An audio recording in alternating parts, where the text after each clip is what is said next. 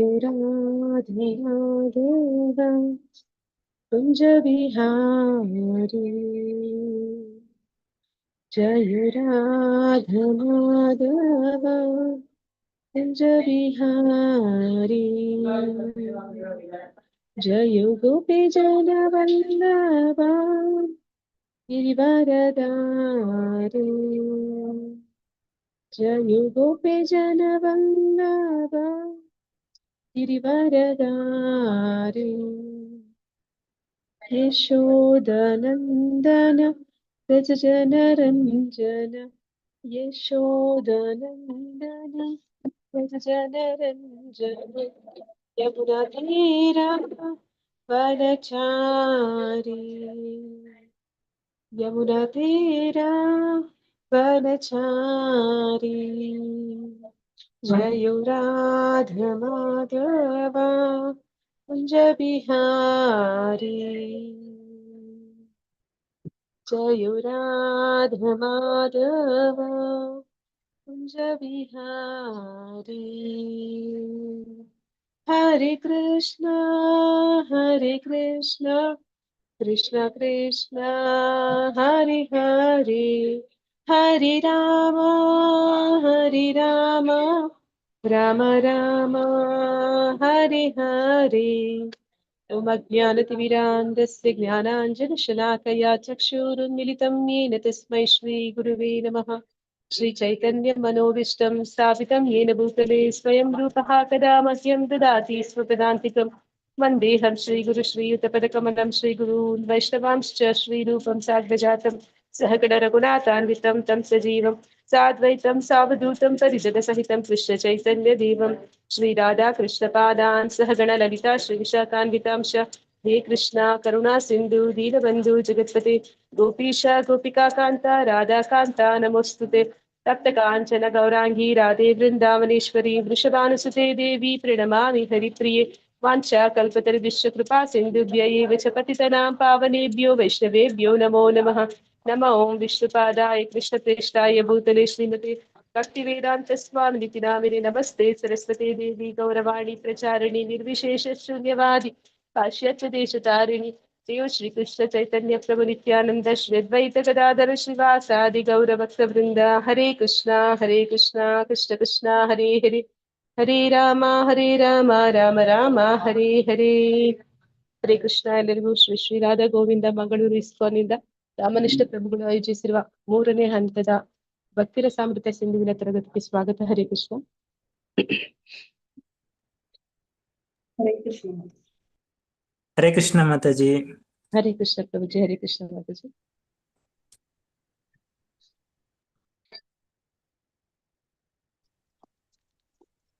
Screen ಕಾಣ್ತಿದೆ ಅಲ್ವಾ?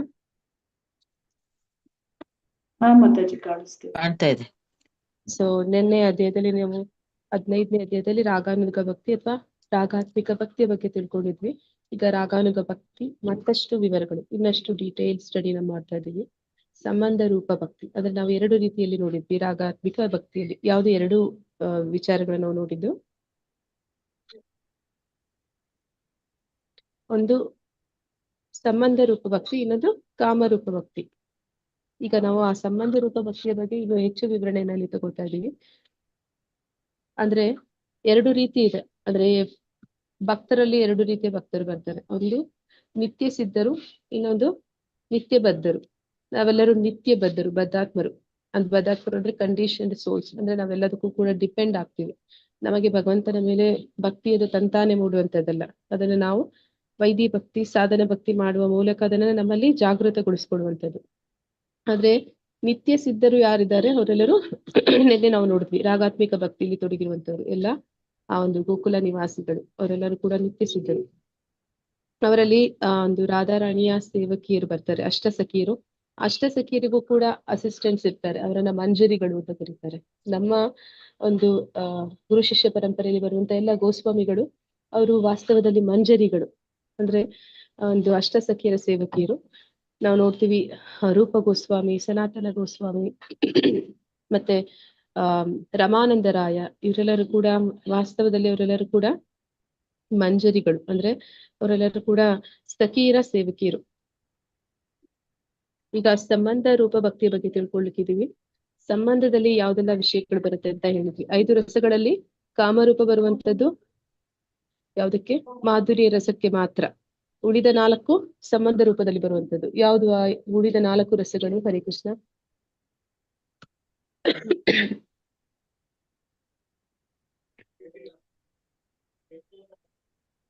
ಶಾಂತರಸ, ದಾಸ್ಯರಸ, ಸಖ್ಯರಸ, ವಾತ್ಸಲ್ಯ ರಸ. ಈ 4 ಕೂಡ ಸಂಬಂಧ ರೂಪ ಭಕ್ತಿಯಲ್ಲಿ ಬರುವಂತದ್ದು. ನಂದ ಮಹಾರಾಜ, ಯಶೋದೆಯಂತಹ ಯಾರಾದ್ರೂ ಓದ್ತೀರಾ? ಹರೇ ಕೃಷ್ಣ. ಹರೇ ಕೃಷ್ಣ ಮಾತಾಜಿ, ಓದ್ಲಾ ಮಾತಾಜಿ? ಹಾ ಪ್ರಭುಜಿ ಓದಿ. ರಾಗಾನುಭಕ್ತಿ ಮತ್ತಷ್ಟು ವಿವರಗಳು. ಸಂಬಂಧ ರೂಪ ಭಕ್ತಿ. ನಂದ ಮಹಾರಾಜ ಹಾಗೂ ಯಶೋಧರೆಯಂತಹ ವೃಂದಾವನ ನಿವಾಸಿಗಳ ಮನೋಧರ್ಮದಲ್ಲಿ ಮೂಲ ದೇವೋತ್ತಮ ಪುರುಷನ ಕೃಷ್ಣನ ತಂದೆ ತಾಯಿಗಳಾಗಿರುವುದರ ಆದರ್ಶೀಕೃತ ಮೂಲ ದೇವೋತ್ತಮ ಪುರುಷನ ಕೃಷ್ಣನ ತಂದೆ ತಾಯಿಗಳು ಆಗಿರುವುದರ ಆದರ್ಶೀಕೃತ ದಿವ್ಯ ಕಲ್ಪನೆಯ ಹಿರಿಮೆಯನ್ನು ಕಾಣಬಹುದು. ವಸ್ತು ಸಹ ಯಾರು ಕೃಷ್ಣನ ತಂದೆ ತಾಯಿಗಳಾಗಲಾರರು. ಆದರೆ ಭಕ್ತರಲ್ಲಿನ ಇಂತಹ ಪಾರಮಾರ್ಥಿಕ ಭಾವವನ್ನು ಕೃಷ್ಣನಲ್ಲಿ ಇಡುವ ಪಿತೃಸದೃಶ ಪ್ರೇಮ ಎಂದು ಕರೆಯಲಾಗಿದೆ. ವೃಷ್ಣಿಯರು ದ್ವಾರಕೆ ಕೃಷ್ಣನ ಬಂಧುಗಳು ಕೂಡ ಹಾಗೆಯೇ ಭಾವಿಸಿದ್ದರು. ಆದ್ದರಿಂದ ಪ್ರೇರಣೆಯ ಕೃಷ್ಣ ಪ್ರೇಮವು ವೃಷ್ಣಿ ಮನೆತನದ ದ್ವಾರಕಾ ನಿವಾಸಿಗಳಲ್ಲಿ ಹಾಗೆಯೇ ವೃಂದಾವನದ ಪ್ರಜೆಗಳಲ್ಲಿಯೂ ಕಾಣುತ್ತದೆ. ಧನ್ಯವಾದಗಳು ಮಾತಾಜಿ. ಹರೇ ಈಗ ಕೃಷ್ಣ ನಾವು ಮಾತಾಜಿ, ಹರೇ ಧನ್ಯವಾದಗಳು. ಕೃಷ್ಣ. ಹರೇ ಕೃಷ್ಣ. ಕೃಷ್ಣ ದೇವೋತ್ತಮ ಪರಮ ಪುರುಷ. ಅವನಿಗೆ ಯಾರಾದ್ರೂ ತಂದೆ ತಾಯಿ ವಾಸ್ತವದಲ್ಲಿ ಇದ್ದಾರ? ಅವನಿಗಿಂತ ಮೊದ್ಲು ಯಾರಾದ್ರೂ ಇದ್ರ? ಅವನ ಸೃಷ್ಟಿಕರ್ತರು ಯಾರಾದ್ರೂ ಇದ್ದಾರ? ಅವನ ಹುಟ್ಟಿಗೆ ನಿಜವಾಗ್ಲೂ ಯಾರು ಇಲ್ಲ. ಆದ್ರೆ ಆ ಒಂದು ಭಾವವನ್ನ, ಆ ಒಂದು ಸ್ಥಾನವನ್ನ ಕೆಲವೊಂದು ಭಕ್ತರಿಗೆ ಭಗವಂತ ಅದು ಕರುಣಿಸ್ತಾನೆ. ಅಂದ್ರೆ ನಾವು ನೋಡ್ತೀವಿ, ಸುತಪ ಮತ್ತೆ ವೃಷ್ಣಿ ಅವರು ಭಗವಂತನ ಮೇಲೆ ವಾತ್ಸಲ್ಯ ರಸದಲ್ಲಿ ಅವರು ತಮ್ಮ ಮಗನಾಗಿ ಪಡಿಬೇಕು ಅಂತ ಅನೇಕ ವರ್ಷಗಳು ತಪಸ್ಸನ್ನ ಮಾಡ್ತಾರೆ. ತಪಸ್ಸು ಮಾಡಿದಾಗ ಏನಾಗುತ್ತೆ ಅಂದ್ರೆ ಅವರಿಗೆ ಭಗವಂತ ವರಗಳನ್ನು ಕೊಡ್ತಾನೆ.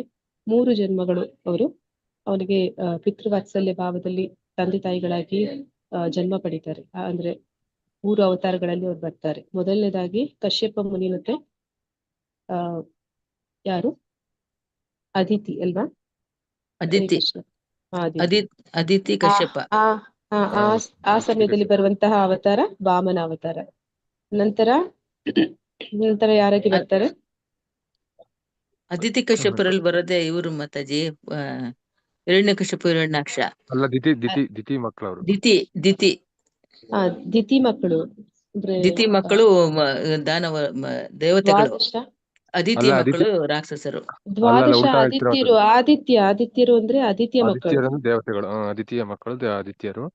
ದ್ವಾದಶ ಮಕ್ಕಳು ಆದಿತ್ಯಗಳು. ದೈತ್ಯರು. ಆದಿತ್ಯರು ಅಂದ್ರೆ ಆದಿತ್ಯ ಮಕ್ಕಳು ಮತ್ತೆ ಕಶ್ಯಪ ಮುನಿಗೆ ಬರುವಂತದ್ದು ಅದು ವಾಮನ ರೂಪದಲ್ಲಿ ಬರುವಂತದ್ದು. ನಂತರ ನಾವು ನೋಡ್ತೀವಿ ಅವರೇ ದೇವಕಿ ಮತ್ತೆ ವಸುದೇವ ಆಗಿ ಕೂಡ ಬರ್ತಾರೆ.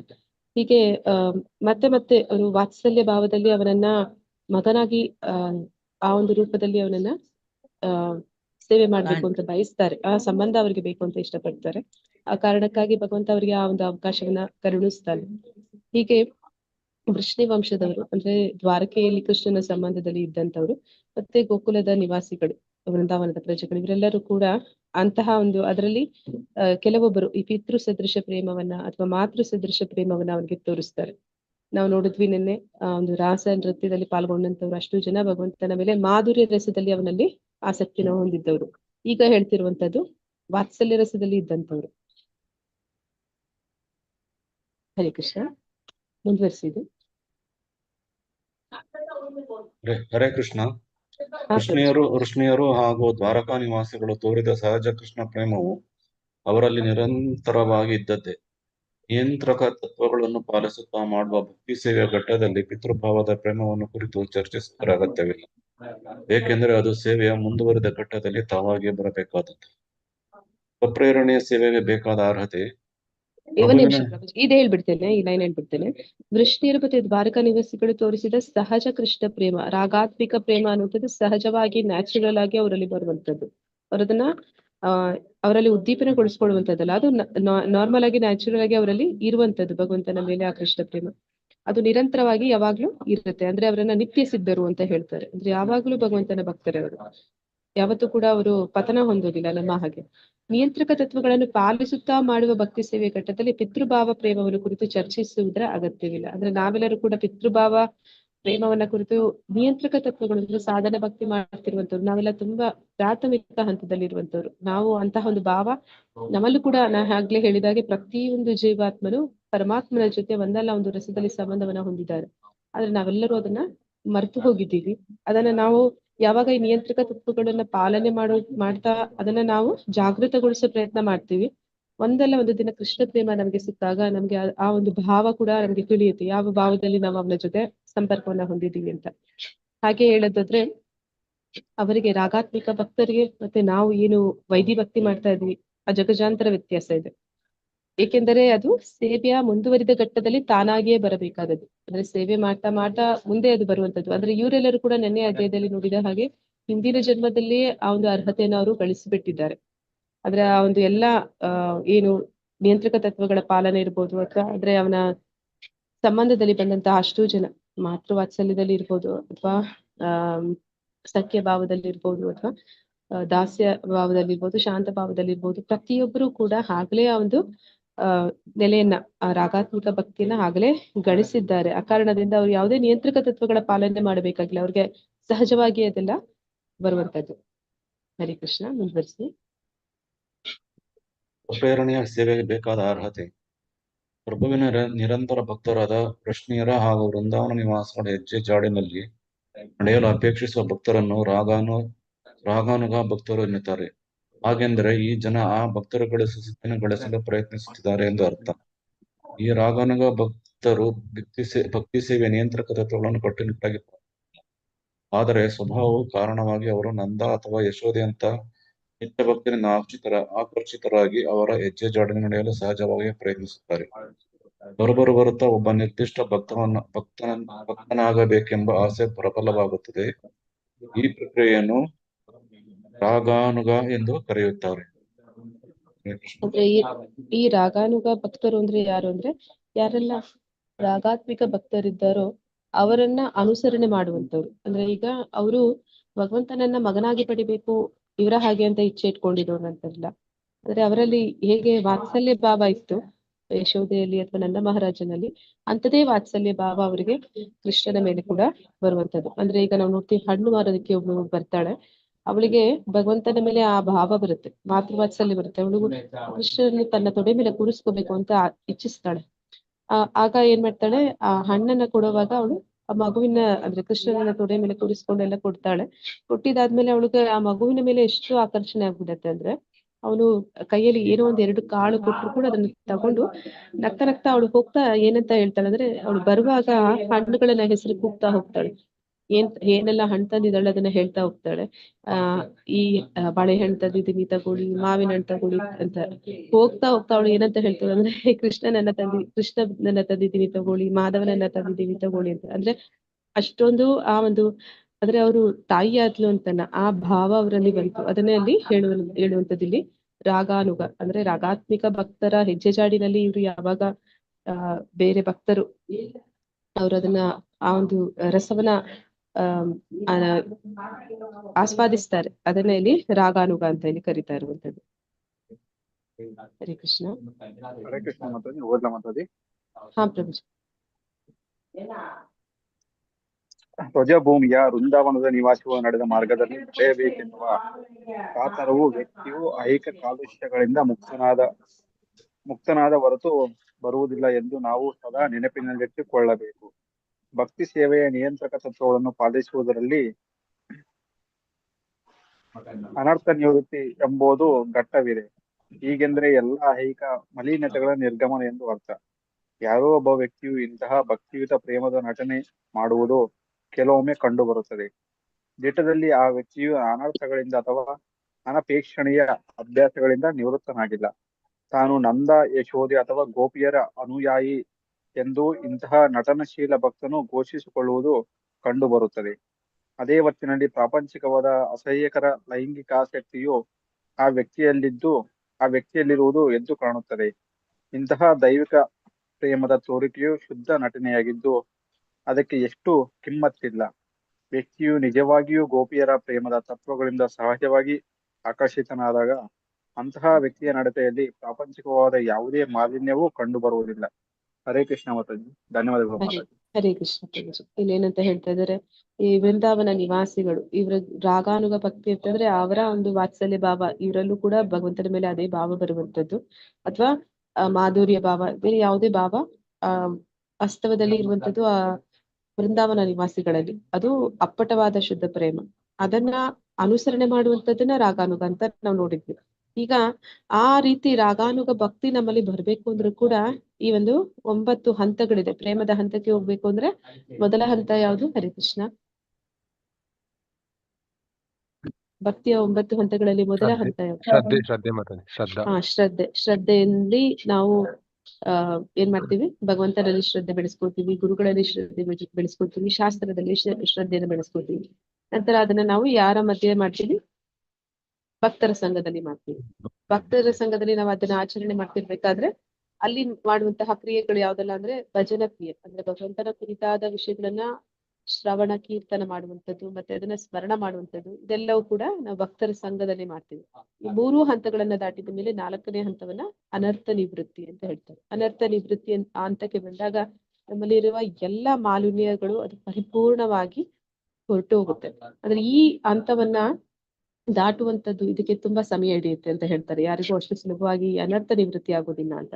ಎಲ್ಲಾ ಹಂತಗಳನ್ನು ಕೂಡ ಕ್ರಮೇಣ ನಾವು ಸ್ವಲ್ಪ ಬೇಗನೆ ದಾಟ್ಬೋದು. ಅಂದ್ರೆ ಶ್ರದ್ಧೆ ಬೆಳೆಸ್ಕೊಂಡ್ ಕೂಡ್ಲೆ ನಮ್ಗೆ ಭಕ್ತರ ಸಂಘ ಸಿಕ್ಬಿಡ್ಬೋದು, ಭಕ್ತರ ಸಂಘದಲ್ಲಿ ನಾವು ಭಜನೆ ಕ್ರಿಯೆಯಲ್ಲಿ ತೊಡಗ್ಬಿಡ್ಬೋದು. ಆದ್ರೆ ಈ ಅನರ್ಥ ನಿವೃತ್ತಿ ಅನ್ನೋ ಘಟ್ಟ ಮಾತ್ರ ತುಂಬಾ ಸಮಯ ಹಿಡಿಯುತ್ತೆ, ತುಂಬಾ ಕಾಲ ಹಿಡಿಯುತ್ತೆ ಎಲ್ಲಾ ಅನರ್ಥಗಳನ್ನ ನಾವು ಕಳ್ಕೊಳ್ಳೋದಕ್ಕೆ. ಅಂದ್ರೆ ಅಷ್ಟೊಂದು ತೀರಿಸೋದಕ್ಕೆ ಆಗದೆ ಇರೋಷ್ಟು ನಮ್ಮಲ್ಲಿ ಮಾಲಿನ್ಯಗಳು, ಅಂದ್ರೆ ಈ ಒಂದು ಅರಿಷಡ್ ವರ್ಗಗಳು ಮತ್ತೆ ಈ ಒಂದು ಇಂದಿನ ಜನ್ಮದ ಪಾಪದ ಪ್ರತಿಕ್ರಿಯೆಗಳು ನಮ್ಮನ್ನ ಅಲ್ಲಿ ಅಡ್ಡಿ ಆತಂಕಗಳನ್ನ ಹುಡ್ತಾನೆ ಇರುತ್ತೆ. ಅದನ್ನೆಲ್ಲ ದಾಟಿ ನಮ್ಮಲ್ಲಿ ಒಂದು ನಿಷ್ಠೆ, ರುಚಿ, ಆಸಕ್ತಿ, ಭಾವ, ಪ್ರೇಮ ಹಂತ ಅನ್ನೋದು ತುಂಬಾ ದೂರದ ವಿಷಯ. ಆದ್ರೆ ಯಾರಾದ್ರೂ ಈ ಸಹಜೀಯರು ಅಂತ ಕರೀತಾ ಇದಾರಲ್ಲ, ಅವರು ಆ ರೀತಿ ನಟಿಸ್ತಾರೆ. ಅಂದ್ರೆ ಅವರಲ್ಲಿ ಅಂತಹ ಒಂದು ಭಾವ ಇನ್ನು ಬಂದಿಲ್ಲ, ಭಗವಂತನ ಮೇಲೆ ವಾತ್ಸಲ್ಯ ಭಾವ ಬಂದಿಲ್ಲ. ಆದ್ರೂ ಕೂಡ ತಾನು ಮಗನ ಹಾಗೆ ಭಗವಂತನನ್ನ ಕಾಣ್ತೀನಿ ಅಂದ್ರೆ ಆ ರೀತಿ ನಟನೆ ಮಾಡ್ತಾ ಇದ್ದಾರೆ. ನಟಿಸುವಂತದಕ್ಕೂ ವಾಸ್ತವದಲ್ಲಿ ನಿಜವಾಗ್ಲೂ ಆ ಭಾವ ಇರೋದಕ್ಕೂ ತುಂಬಾ ವ್ಯತ್ಯಾಸ ಇರುತ್ತೆ. ಯಾರಿಗೆ ನಿಜವಾದ ಅಂತಹ ಭಾವ ಇರುತ್ತೆ ಅಂತವ್ ಇಲ್ಲಿ ಸಹಜವಾಗಿ ನಾವು ಕಾಣುವಂಥದ್ದು ಅಂದ್ರೆ ಈ ಒಂದು ಅನರ್ಥ ನಿವೃತ್ತಿ ಪರಿಪೂರ್ಣವಾಗಿ ಆಗೋಗಿರುತ್ತೆ. ಅಂದ್ರೆ ಯಾವುದೇ ಮಾಲಿನ್ಯ ಅನ್ನುವಂಥದ್ದು ಅವರ ಹೃದಯದಲ್ಲಿ ಅಥವಾ ಅವರ ಒಂದು ನಡತೆಯಲ್ಲಿ ಎಲ್ಲೂ ಕಾಣೋದಿಲ್ಲ. ಆದ್ರೆ ಯಾರಲ್ಲಿ ಈ ಒಂದು ಅನರ್ಥಗಳು ಈಗ್ಲೂ ಇದೆ, ಆದ್ರೂ ಕೂಡ ಅವರು ನಾವು ವಾತ್ಸಲ್ಯ ಭಾವದಲ್ಲಿದ್ದೀವಿ, ಭಗವಂತನನ್ನ ಆ ರೀತಿ ಕಾಣ್ತೀವಿ ಅಂತ ಹೇಳ್ತಾ ಇದ್ರೆ ಅದನ್ನ ಸಹಜೀಯರು ಅಂತ ಹೇಳಿ ಅವ್ರನ್ನ ಕರೀತಾರೆ. ಸಹಜೀಯರು ಅಂದ್ರೆ ತೀರಾ ಕೆಳಮಟ್ಟದ ಜನ ಅಂತ ಹೇಳ್ತಾರೆ. ಅಂದ್ರೆ ಆ ರೀತಿ ಮಾಡುವಂಥದ್ದು ಅದು ಸರಿಯಾದ ಒಂದು ಕ್ರಮ ಅಲ್ಲ. ಆ ರೀತಿ ಯಾರು ಮಾಡೋದಕ್ಕೆ ಹೋಗ್ಬಾರ್ದು. ಅಂದ್ರೆ ನಟಿಸುವಂಥದ್ದು, ಸುಮ್ಮನೆ ಸ್ವಲ್ಪ ಸಮಯಕ್ಕೆ ಹೇಳುವಂಥದ್ದು ಭಗವಂತನನ್ನ ಮಗ ಅನ್ನೋ ರೀತಿಯಲ್ಲಿ. ಆದ್ರೆ ಯಾರು ಈ ರೀತಿ ರಾಗಾನುಗರು ಇರ್ತಾರೆ, ರೂಪಾನುಗರು, ರೂಪ ಗೋಸ್ವಾಮಿಗಳು, ಇವರೆಲ್ಲರೂ ಆ ಭಾವದಲ್ಲಿ ಒಂದು ಕ್ಷಣ ಮಾತ್ರ ಅವರು ಅದರಿಂದ ಆಚೆ ಬರೋದಿಲ್ಲ. ಆದ್ರೆ ಭಗವಂತನ ಅವರೆಲ್ಲರೂ ಮಂಜರಿಗಳು, ಭಗವಂತನ ಸೇವೆಯಲ್ಲಿ ಯಾವಾಗ್ಲೂ ತೊಡಗಿರ್ತಾರೆ, ಅಂದ್ರೆ ಸದಾಕಾಲ ತೊಡಗಿರ್ತಾರೆ. ಅವರನ್ನ ನಿದ್ದೆಯಿಂದ ಎಬ್ಬಿಸಿದ್ರೆ ನಿನ್ ಹೆಸರೇನು ಅಂದ್ರೆ ಕರೆಕ್ಟ್ ಆಗಿ ನಾವು ನಮ್ಮ ಹೆಸರು ಹೇಳ್ತೀವಿ. ಹಾಗೆ ನಿದ್ದೆಯಿಂದ ಎಬ್ಬಿಸಿ ಕೇಳಿದ್ರು ಕೂಡ ಅವ್ರು ಯಾರು ಅಂತಂದ್ರೆ ಅವ್ರದ್ದು ಭಾವ ಅದೇ ಇರುತ್ತೆ. ಆದ್ರೆ ಇವ್ರು ಆ ರೀತಿ ಅಲ್ಲ. ತೋರಿಕೆಗಾಗಿ ಜನರ ಮುಂದೆ ಕೆಲವು ಸಮಯ ಆ ರೀತಿ ನಟಿಸ್ತಾರೆ. ಆದ್ರೆ ವಾಸ್ತವದಲ್ಲಿ ಎಲ್ಲಾ ಕೆಳಮಟ್ಟದ ಬದ್ಧಾತ್ಮರ ಎಲ್ಲಾ ಬೇಡದ ಚಟುವಟಿಕೆಗಳು ಅವ್ರು ಮಾಡ್ತಾ ಇರ್ತಾರೆ. ಹರಿ ಕೃಷ್ಣ. ಮುಂದುವರಿಸಿ. ಹರೇ ಕೃಷ್ಣ ಮಾತಾಡಿ. ಹಾ ಪ್ರಭು. ಆದ್ದರಿಂದ ಪ್ರಾರಂಭದಲ್ಲಿ ಪ್ರತಿಯೊಬ್ಬರು ಭಕ್ತಿ ಸೇವೆ ನಿಯಂತ್ರಕ ತತ್ವಗಳನ್ನು ಧರ್ಮಗ್ರಂಥಗಳು ಹಾಗೂ ಗುರುಗಳು ಹೇಳಿರುವ ಪ್ರಕಾರ ಪಾಲಿಸಬೇಕು. ಐಹಿಕ ಮಲಿನತೆಗಳಿಂದ ಮುಕ್ತನಾದ ಬಳಿಕ ಮಾತ್ರ ವ್ಯಕ್ತಿಯು ವೃಂದಾವನದ ಭಕ್ತರ ಹೆಜ್ಜೆ ಜಾಡಿನಲ್ಲಿ ನಡೆಯಲು ಬಯಸಬಹುದು. ಶ್ರೀಲರೂಪ ಗೋಸ್ವಾಮಿಯವರು ಹೀಗೆನ್ನುತ್ತಾರೆ, ವ್ಯಕ್ತಿಯು ಐಹಿಕ ಕಾಲುಷ್ಯಗಳಿಂದ ನಿಜವಾಗಿಯೂ ಮುಕ್ತನಾದಾಗ ಅವನು ವೃಂದಾವನದ ನಿತ್ಯ ಭಕ್ತನೊಬ್ಬನನ್ನು ಸದಾ ನೆನೆಯಬಹುದು, ಅವನಂತೆಯೇ ಕೃಷ್ಣನನ್ನು ಪ್ರೇಮಿಸಲು ಬಯಸಬಹುದು. ಇಂತಹ ಮನೋಧರ್ಮವನ್ನು ರೂಢಿಸಿಕೊಳ್ಳುವುದರ ಮೂಲಕ ಸದಾ ಮಾನಸಿಕವಾಗಿ ಕೂಡ ವೃಂದಾವನದಲ್ಲಿ ವಾಸಿಸುತ್ತಾನೆ. ಈ ಮಾತಿನ ಭಾವಾರ್ಥ ಹೀಗುಂಟು. ಹಾಗೆ ಮಾಡುವುದು ಸಾಧ್ಯವಿದ್ದಲ್ಲಿ ವ್ಯಕ್ತಿಯು ದೈಹಿಕವಾಗಿ ರಜಭೂಮಿಯಾದ ವೃಂದಾವನದಲ್ಲಿದ್ದು ಸದಾ ಪ್ರಭು ಸೇವೆಯಲ್ಲಿ ತೊಡಗಿರಬೇಕು. ದೈಹಿಕವಾಗಿ ವೃಂದಾವನದಲ್ಲಿರುವುದು ಸಾಧ್ಯವಿಲ್ಲದಿದ್ದಲ್ಲಿ ಅಲ್ಲಿದ್ದೇನೆಂದು ಮನಸಾ ಭಾವಿಸಿ ಧ್ಯಾನ ನಿರತನಾಗಬಹುದು. ವ್ಯಕ್ತಿಯು ಎಲ್ಲೇ ಇರಲಿ ಸದಾ ವ್ರಜಧಾಮದ ಬದುಕನ್ನೇ ಕುರಿತು ಚಿಂತಿಸುತ್ತಿರಬೇಕು. ಹಾಗೆಯೇ ಪ್ರಭು ಸೇವೆಯ ಕಾಯಕದಲ್ಲಿ ನಿರ್ದಿಷ್ಟ ಭಕ್ತನೊಬ್ಬನ ಹೆಜ್ಜೆಜಾಡಿನಲ್ಲಿ ನಡೆಯುವುದನ್ನೇ ಕುರಿತು ಚಿಂತಿಸುತ್ತಿರಬೇಕು. ಹರೇ ಕೃಷ್ಣ ಮತ್ತು ಧನ್ಯವಾದಗಳು. ಹರೇ ಕೃಷ್ಣ ಪ್ರಭುಜಿ. ಅದರಿಂದ ಇಲ್ಲಿ ಹೇಳ್ತಾ ಇದ್ದಾರೆ, ಯಾರು ಕೂಡ ಆ ರೀತಿ ಸಹಜೀಯರಾಗಬಾರ್ದು. ನಾವೆಲ್ಲರೂ ಕೂಡ ಬದ್ಧಾತ್ಮರು, ನಿತ್ಯ ಬದ್ಧರು. ನಾವು ಸಾಧನ ಸಿದ್ಧರಾಗ್ಬೋದು. ಅವರೆಲ್ಲರೂ ಕೂಡ ಏನಂತ ಹೇಳ್ತಾರೆ, ನಿತ್ಯ ಸಿದ್ಧರು. ಅವರು ಯಾವುದೇ ನಿಯಂತ್ರಕ ತತ್ವಗಳ ಪಾಲನೆ ಮಾಡಿ ಅವರು ಸಿದ್ಧರಾಗೋದಕ್ಕೆ ಅವಶ್ಯಕತೆ ಇಲ್ಲ. ಆದ್ರೆ ನಾವು ನಿತ್ಯ ಬದ್ಧರು, ಸಾಧನೆ ಮಾಡಿ ಸಾಧನ ಸಿದ್ಧರಾಗ್ಬೋದು. ಅದನ್ನ ಆಗೋದಕ್ಕೆ ನಾವು ಈ ನಿಯಂತ್ರಕ ತತ್ವಗಳನ್ನ ಪಾಲನೆ ಮಾಡುವಂಥದ್ದು, ಮತ್ತೆ ಧರ್ಮ ಗ್ರಂಥಗಳನ್ನ, ಗುರುಗಳನ್ನ ಅನುಸರಣೆ ಮಾಡುವಂಥದ್ದು, ಇದೆಲ್ಲವೂ ಕೂಡ ಮಾಡಬೇಕು. ಕ್ರಮೇಣ ನಮ್ಮಲ್ಲಿರುವ ಐಹಿಕ ಮಲಿನತೆಗಳಿಂದ ನಾವು ಮುಕ್ತರಾದ ಮೇಲೆ ಮಾತ್ರನೇ ನಮಗೆ ಆ ವೃಂದಾವನದ ಭಕ್ತರ ಹೆಜ್ಜೆ ಜಾಡಿನಲ್ಲಿ ನಡೆಯೋದಕ್ಕೆ ಅವಕಾಶ ಸಿಗ್ಬಹುದು. ಅಂತಹ ಒಂದು ಬಯಕೆ ನಮ್ಮಲ್ಲಿ ಬರ್ಬೋದು. ಅದು ಕೂಡ ಸರಿಯಾದ ರೀತಿಯಲ್ಲಿ ನಾವು ಅದನ್ನ ಒಂದು ಗುರುಗಳ ಮೇಲ್ವಿಚಾರಣೆಯಲ್ಲಿ ಅದು ನಮ್ಮಲ್ಲಿ ಮೂಡುವಂಥದ್ದು. ಶ್ರೀಲರೂಪ ಗೋಸ್ವಾಮಿ ಅವರು ಅದನ್ನೇ ಇಲ್ಲಿ ಹೇಳ್ತಾ ಇದ್ದಾರೆ. ವ್ಯಕ್ತಿಯು ಐಹಿಕ ಕಾಲುಷ್ಯಗಳಿಂದ ನಿಜವಾಗಿ ಮುಕ್ತನಾದಾಗ ಅವನು ವೃಂದಾವನದ ಯಾವಾಗ ಅವನಲ್ಲಿ ಈ ಅನರ್ಥಗಳ ನಿವೃತ್ತಿ ಆಗುತ್ತೆ, ಆಮೇಲೆ ಅವನಿಗೆ ಇಲ್ಲಿ ಯಾರಾದ್ರೂ ಒಬ್ಬರು ಗುರುಗಳು ಅಂತ ಇರ್ತಾರೆ. ಆ ಗುರುಗಳ ಹೆಜ್ಜೆ ಜಾಡಿನಲ್ಲಿ, ಅಂದ್ರೆ ನಾವು ಯಾರು ಅಂತಂದ್ರೆ ಭಗವಂತನ ನಿತ್ಯ ದಾಸರು. ಯಾವ ರೀತಿ ದಾಸರು ಅಂದ್ರೆ ಅವನ ದಾಸನ ದಾಸನ ದಾಸನ ದಾಸರು. ಅಂದ್ರೆ ಇಲ್ಲಿ ನಾವು ನೋಡ್ತೀವಿ, ನೇರವಾಗಿ ನಾವು ಭಗವಂತನ ಭಕ್ತಿ ಮಾಡೋದಕ್ಕೆ ಸಾಧ್ಯ ಇಲ್ಲ.